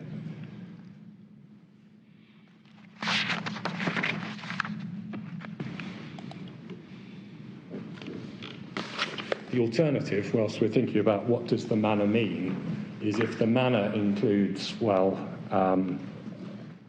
any decision the landlord might make that affects the outcome of a 27A1 application, then instead we're left with asking the question, why is it just apportionment? So if the manner is because the landlord's deciding something that might affect the outcome of your application, then why isn't the decision about whether to repair or replace the roof one for the tribunal, what insurer to use, what managing agent to use, what proportion should be paid, how to split between two different blocks on an estate, whether to levy an on-account demand or not, that's going to affect how much people have to pay. The tribunal would review all those decisions currently, but why is it just apportionment in Windermere that's singled out?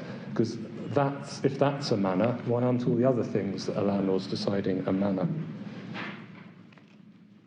Interestingly, in the appellant's written case, they accept it's not confined to apportionment. In the appellant's written case, I think it's footnote 41, they say, well, actually, a provision in the lease that says the landlord can vary the payment dates would also be caught. I suspect by that analysis, they'd also accept that a provision in a lease that says the landlord can change the accounting year would be caught, because they say that would also be the manner. And I say, that just can't be right. That can't be what was intended, because where do you draw the line?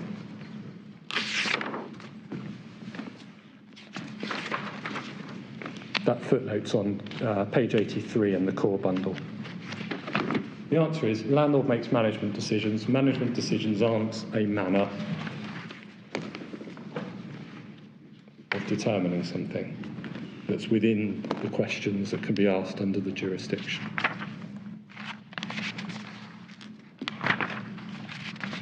And it's just an unfortunate coincidence that both the lease and the Act refer to the word determine, because it's really unfortunate, yeah. It doesn't help. It doesn't help at all, no. And it's not an uncommon use. Whilst this is an uncommon formulation in this lease, and it's an uncommon way of presenting a lease, using the words landlord determining or landlord surveyor determining is very common. And it's unfortunate the draftsman has used determining in that sense, but of course it is, as my Lord Reed identified, consistent with using the word determining in other places in the Act, and it has some history. So it's unfortunate, but we have to understand it in the sense of finally determine. I should perhaps have mentioned it appears in four places: section 20ZA, section 21A, section 27A, and Schedule 1, paragraph 8, as we saw.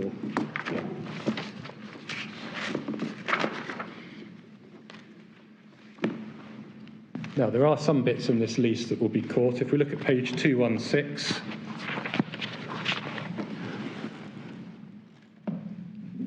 of the core bundle. Sorry, of the core bundle, my lord. Clause 12.12, last sentence.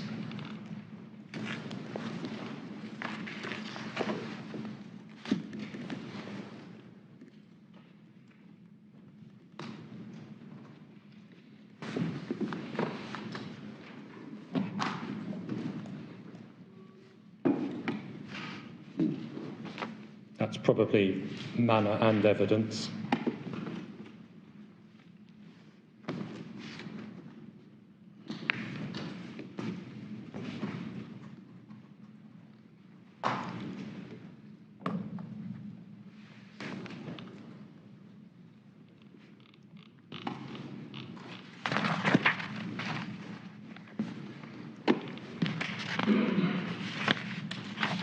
Mr. Anderson, do bear in mind we need to leave some time for Mr. Rainey to have an opportunity to reply.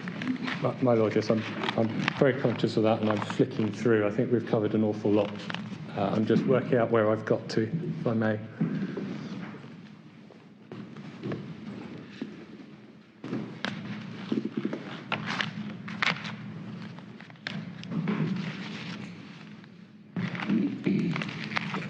I did want to touch very briefly. It's said that the problems, the practical problems that we identify will still exist even on the tribunal returning to just that sort of review jurisdiction, because the tribunal still might interfere in some way with what the landlord's done. I accept in theory that's possible, but number one, that's perfectly principled, because if the landlord has done something irrational or that's not provided for in the contract, why shouldn't the landlord be told, you've got it wrong and these sums are not payable? So there's nothing wrong with that, but equally the risks of something being undone are far lower. If the landlord reads the lease and acts properly, there's nothing to fear. And it brings us back to a more principled position with mixed-use developments as well, because it brings those that commercial jurisdiction and the residential jurisdiction aligned on how apportionment works. Now, the interveners' submissions, they touch on that Section 20B point, which is the 18-month rule. I just want to illustrate that very quickly so we understand the practical ramifications. That's the Section 20B says landlord can only recover sums if he serves the demand within 18 months of the cost being incurred. That's subsection 1. And subsection 2 says the landlord can serve a notice saying it has incurred costs that it will in the future require the tenants to pay, and that's a way sometimes of protecting those costs. Now, the intervener submissions, they point to all the possible outcomes and say there's problems. There's always going to be problems if apportionment ever changes arising out of Section 20B, and we can't avoid that. But going back to a more principled approach, as the appellants advocate for, causes the least difficulties. And the reason for that is if some people pay more, some people pay less, people who've paid less you can't recover the shortfall from unless it relates to the last 18 months. And the people who paid too much are going to end up crediting. So the spread every time is borne by the manager. That's the practical problem that the intervener is pointing to.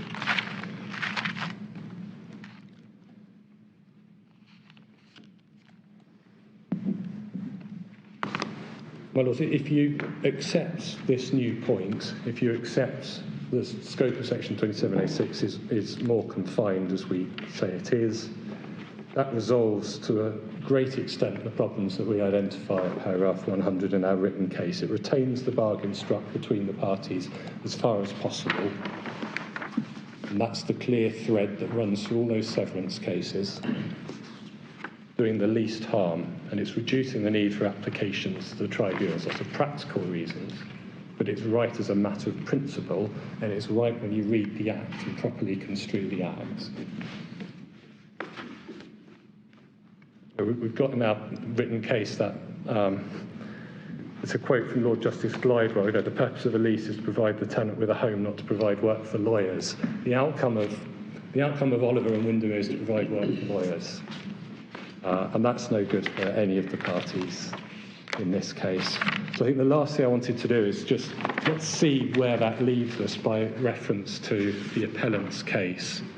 And I'm just looking, it's the last document I'm going to take you to, or bundle, page 48. Page? 48. 48, thank you. I'm just looking at the summary of the appellant's case, because there's not that much between us. But what is between us makes a radical difference to how the Act operates, or how Section 27A6 operates. 1.1, the policy underlying the Act is to protect lessees from unequal bargaining power of their landlords. Contractual provisions which operate as a fetter on the court or the tribunal's jurisdiction to determine disputes forming the basis of a service charge are void. Putting aside quite what the full policy is, there's no real dispute about that. That's right. It's contractual provisions that operate as a fetter on the court or the tribunal's jurisdiction. 1.2, a blue pencil test of severance is the correct approach. There's a dispute between us on that because I say blue pencil test isn't right. We have to, certainly not a textual severance approach for the reasons I've set out. 1.3, 27A6 inevitably operates to alter the contractual bargain to some extent by removing certain provisions. It cannot be applied so as to leave the parties of the lease with a substantially different bargain. I don't think I disagree with that.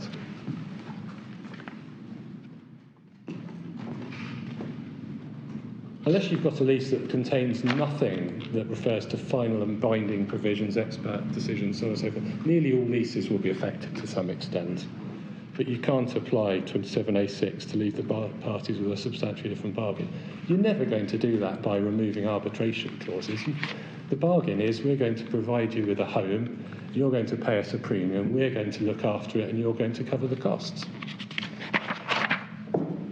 1.4, Section 27A6 does not have the effect of transfer of power from the landlord to the tribunal. We're agreed. It doesn't. It applies to the terms of the contract, irrespective of whether there's a dispute which may go before the court or the tribunal. We've just discussed that point. I say it doesn't need to. I see the argument, but it doesn't need to once we understand it's confined to those expert determinations. And then the last point is, well, if having applied it, an agreement falls within 27A4, i.e. you're left with a fixed proportion, you've got a remedy. Well, I disagree with that, but I say it's essentially irrelevant. You don't construe this lease. You don't construe 27A6 by reference to the availability of a provision in a different act that isn't referred to in the 85 Act. There's no link between the 85 and the 87 Act. There's nothing to tie them together other than a common feature if they relate to residential leases. So in other words, it's a limited difference between us, but it has a radically different outcome. And I say, on our new point, the Court of Appeal was right to grant the appeal. It was right to set aside Judge Cook's decision, which had the result of upholding the FTP's decision, but it was right for different reasons. Unless there's anything else I can assist with. Thank you, Mr. Allison. Mr. Rainey. If I can respond first to the alleged illogicality in our approach, which my friend had at core bundle page 106, paragraph 18. There isn't any such illogicality or flaw in the approach. The starting point is wrong. The FTT or the court determines any dispute referred to it. The jurisdiction of the tribunal is because there is a variable service charge and someone is disputing how much is payable. If the tribunal is then faced with a 27A6 clause, then yes, it will have to determine the effect of Section 27A6 and how it operates. What my learned friend then says is, well, if it operates as Judge Cook had it in the upper tribunal, you end up deleting the reapportionment clause entirely, so there's no reapportionment. Well, yes. All that remains is a fixed percentage, yes.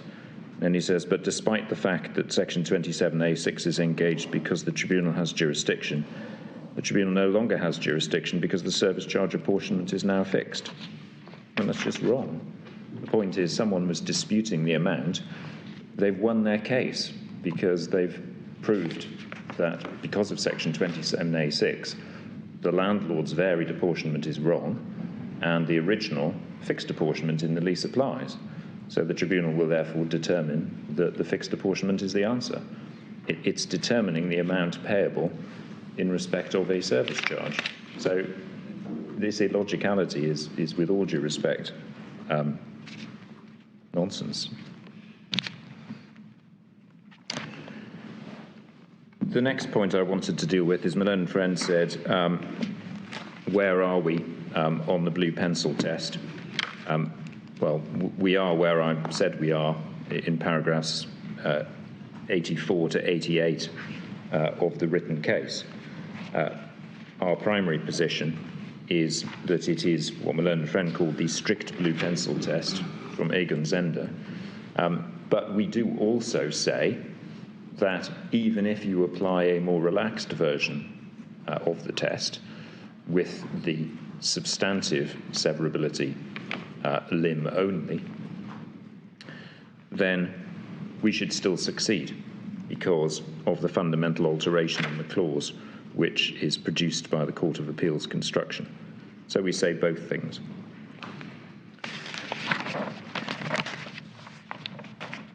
The multilateral, going to a multilateral option to reapportion is to rewrite the contract.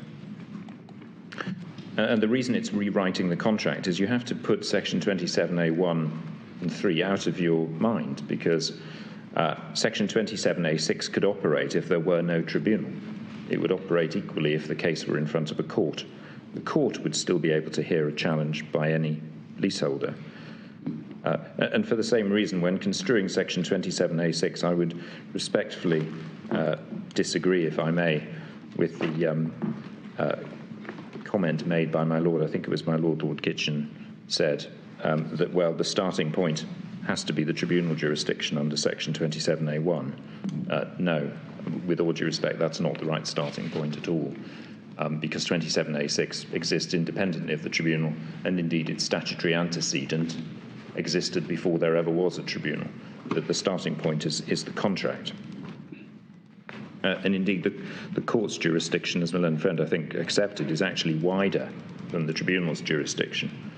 For instance, the tribunal can't decide a restitutionary claim. If the tenant says they paid too much by mistake, the tribunal can't order it to be repaid. The tribunal can deal with a set-off but not a counterclaim. So the tribunal's jurisdiction is far narrower than the court's. Windermere and reapportionment, you get the vexed point of who makes the decision arises again, and so that you have my submission, it's the sort of the 3 stages of this. If the clause says simply fair and reasonable proportion and doesn't say anything more, then it's not the exercise of a contractual discretion. It is simply an objective test. Is it a fair and reasonable proportion? In practice, as with any case where there is a supplier and a consumer, the supplier has to decide how much they're going to bill the consumer for. And if the consumer doesn't dispute it, then that will be the amount of the bill. They'll pay it. So people pay their electricity bill for years without realizing they're on the wrong tariff. But they've paid it. Until the dispute arises, it's simply paid. It's always the nature with a contract that someone who is the bill renderer has to decide how much the bill is. And that's just a practical point. If there is then a dispute, there's an evidential burden on the payer to say, hang on a minute, this is wrong for the following reasons. But once they've got through that, then it is for the person claim. It's a contractual claim to X pounds, and the burden lies on the claimant to show that they're entitled to it under the contract. So they'd have to show it was fair and reasonable. I agree with Lord Sales said, yes, there may be a margin around that, so it may not be entirely easy for the tenant to win, but nevertheless it's a de novo investigation or decision as to what's fair and reasonable. Second stage is you put the landlord surveyor into the equation. So what the landlord surveyor has decided is, let's assume there's no final and conclusive. If the apportionment is not a fair and reasonable proportion, it is, for example, in the opinion of the landlord surveyor is a fair and reasonable proportion, then contractually that becomes Braganza. And it's an irrationality decision. And there is a difference in this context between something which is objectively fair and reasonable and somebody's opinion of what's fair and reasonable. And unless the landlord's surveyor's decision was irrational, you wouldn't be able to succeed in defending it, in disputing it in court. And then the final hurdle, or the most difficult thing from any lessee's point of view, is something which says landlord surveyor whose determination is final and binding. That reduces the chance of a review to something which is almost non-existent. It might be that if there's a, quotes, manifest error, you can challenge it, but it becomes almost impossible to dispute. All of those, clearly the last, we all accept that's within 27A6. question really is whether the middle part is within 27A6, where you've got the role for the landlord or the landlord surveyor or not. And this comes to my Lord, I think the questions my Lord Reid was asking about the particular words of 27A6. And one of the words in 27A6 is purports to, which means has the effect of. And when you're looking at what manner might mean, I would invite the court to ask itself, why does the draftsman of the lease bother to include a role for the landlord or the surveyor in the apportionment clause? They don't have to. You can see Revere for an example of a clause which doesn't have the landlord involved. Why are they involved contractually? And the answer is, presumably, because there's an effect to it. Well, what is the effect? And the effect is to cut down the chances of the tenant objecting successfully as a matter of contract. It's transforming it effectively into the Braganza review, the limited review. That's why these clauses are present in leases, and in particular in commercial leases. And the point about the Criterion case is that the judge says, well, it's it's the agent's opinion. That becomes a Braganza review, which the tenant failed to disturb in the actual decision in Criterion. So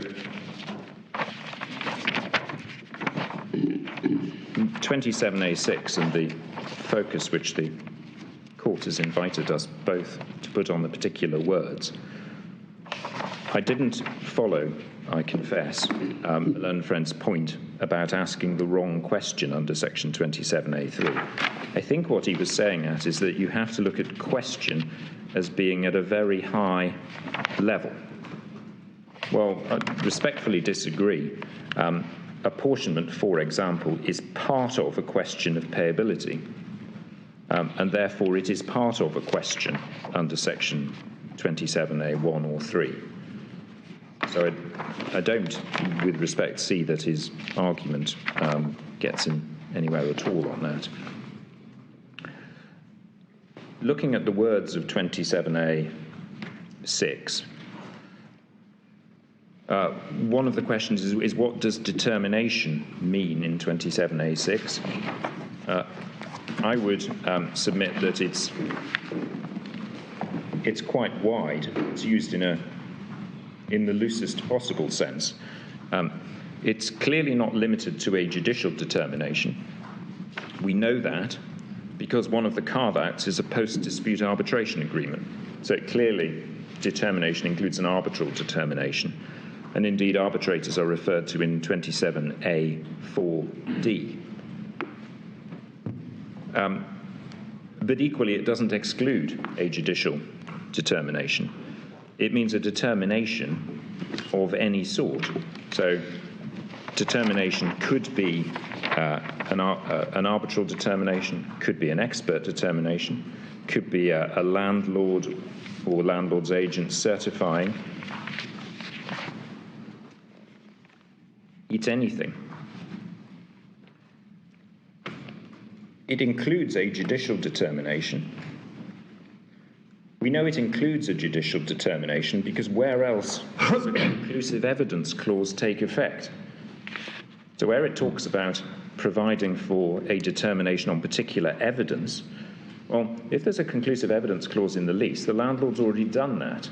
So what's the point of section 27A6? And the answer is because, of course, it has in mind the tenant challenging the determination in a court or tribunal.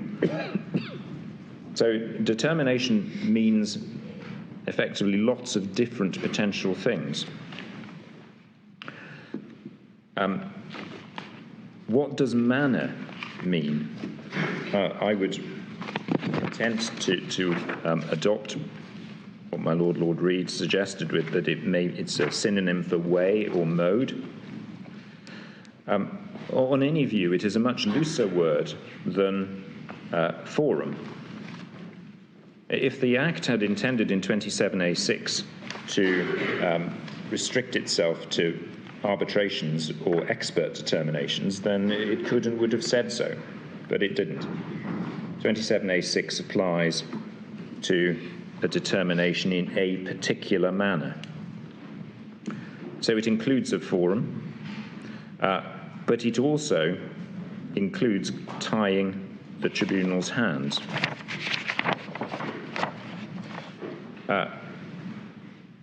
I think my Lord Reid used the phrase, or suggested, potentially restrict the ability of the tribunal to arrive at an appropriate answer. Well, yes, I would say that a clause in a lease which restricts the ability of the tribunal to arrive at an appropriate answer is something which is providing for a determination in a particular manner.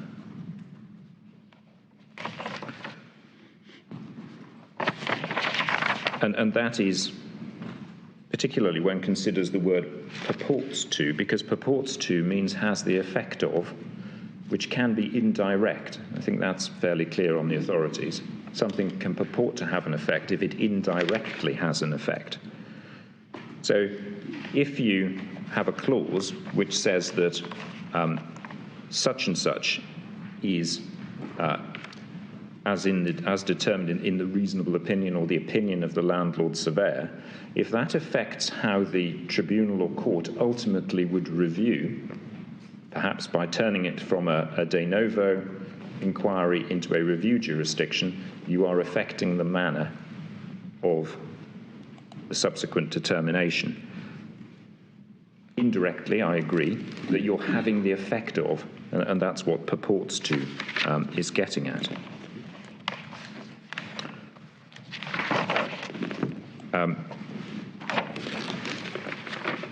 Paragraph 8 of the schedule, the court has referred to it. I respectfully submit one can't get very much out of that. If I had to guess, and it would be a guess, I'd suggest that the reason paragraph 8.6 refers to an arbitration agreement and not a post-dispute arbitration agreement is just because it wasn't updated. And it's just the old wording. The reason for excluding arbitration agreements is the one Malone Friend gave, which is there's a costs jurisdiction and the FTT is a no-costs jurisdiction. Paragraph 8.4 is a remedy. That's the paragraph which says that the tribunal can require the landlord to nominate a different insurer. That's a different point, I would submit. That is a particular remedy which the tribunal can use if it has decided the dispute in favour of the lessees, that there's something, quote, unsatisfactory about the insurance. So it doesn't really help us, I submit, with section 27A6.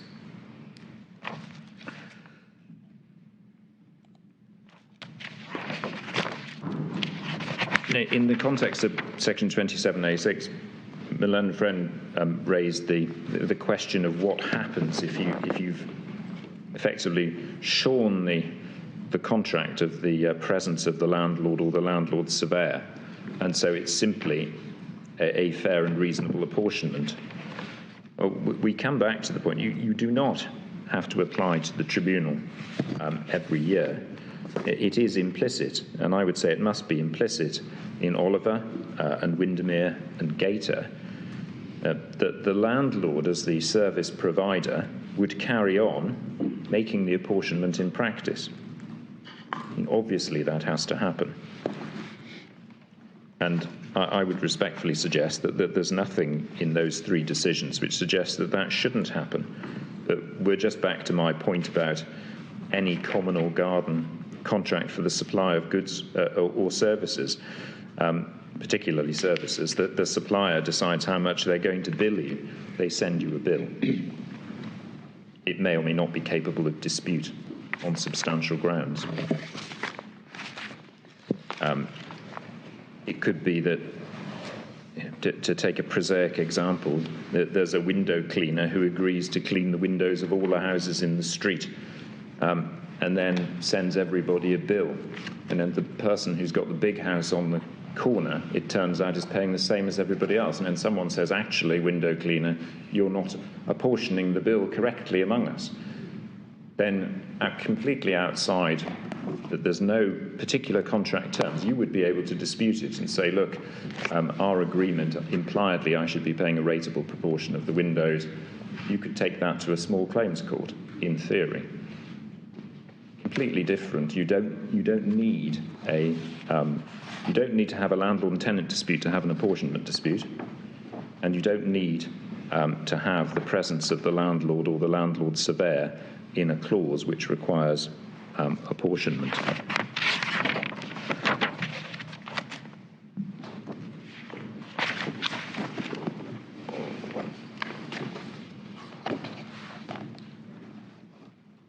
And then the legislative purpose of Section 27A6. I don't dissent from a learned friend when he says there's actually an awful lot of common ground between us, but the crucial aspects we do differ upon. But one of the things we do agree upon is that Section 27A6 is not intended to render void the landlord's power as the exerciser of management functions. I think we agree with that. But we disagree with how that works. I mean, on our construction on this side, the landlord's underlying decision isn't transferred to the tribunal. And indeed, that's why we say you have to sever away the whole of the clause, because the effect of the Court of Appeal's decision is to make that transfer, which isn't intended. So what the Court of Appeal, in fact, does is it goes beyond the purpose of Section 27A6. And although it looks like we're removing more in terms of wording and so on, what we suggest is that Judge Cook, applying the blue pencil test, actually reins Section 27A6 back in, because you don't take it beyond its intention. You don't transfer the power to make the underlying decision to the tribunal. And the key is as to why the Windermere principle, if I can call it that, doesn't run riot through landlord and tenant law, is because the key is that the tribunal or the court is always determining what is payable under the contract. And a management decision, for instance, to repair the roof or not, leads to a series of events which gives you an amount payable. So they repair the roof, there's a bill for repairing the roof. That prior decision, logically prior decision, simply gives rise to the potential liability under the contract. It doesn't fall foul of Section 27A6, because what Section 27A6 is aimed at is the question, which is how much is payable under the contract. Well, in order to know that, you first of all have to have allowed the landlord to do the management and to raise the service charge. And once one accepts that, then there is this clear distinction between the management decision on the one hand and determining how much is actually due on the other hand. It's easy to see with things like repair. It's a little bit less easy to see in apportionment, because the decision as to whether to reapportion, and if so, what the apportionment should be, there's a much closer linkage. But there is, nevertheless, a bright line. Speaking of bright lines, you're going to have to draw your remarks to a close fairly soon, Mr. Wren. My Lord, I think, happily, that was, when I finished it, my last, second to last point.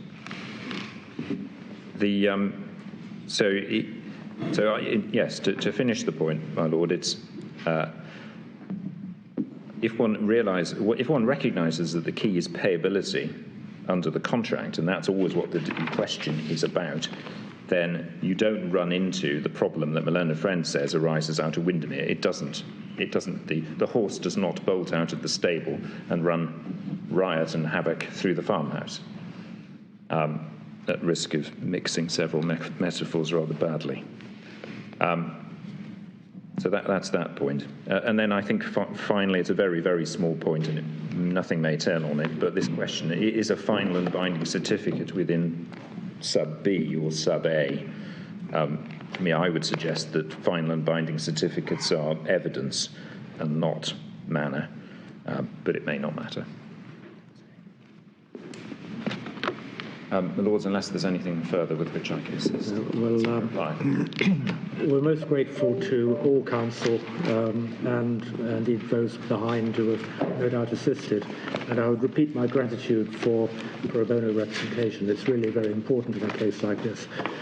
We'll obviously take time to consider what we've heard, and we'll issue a judgment in the new year. The court will adjourn.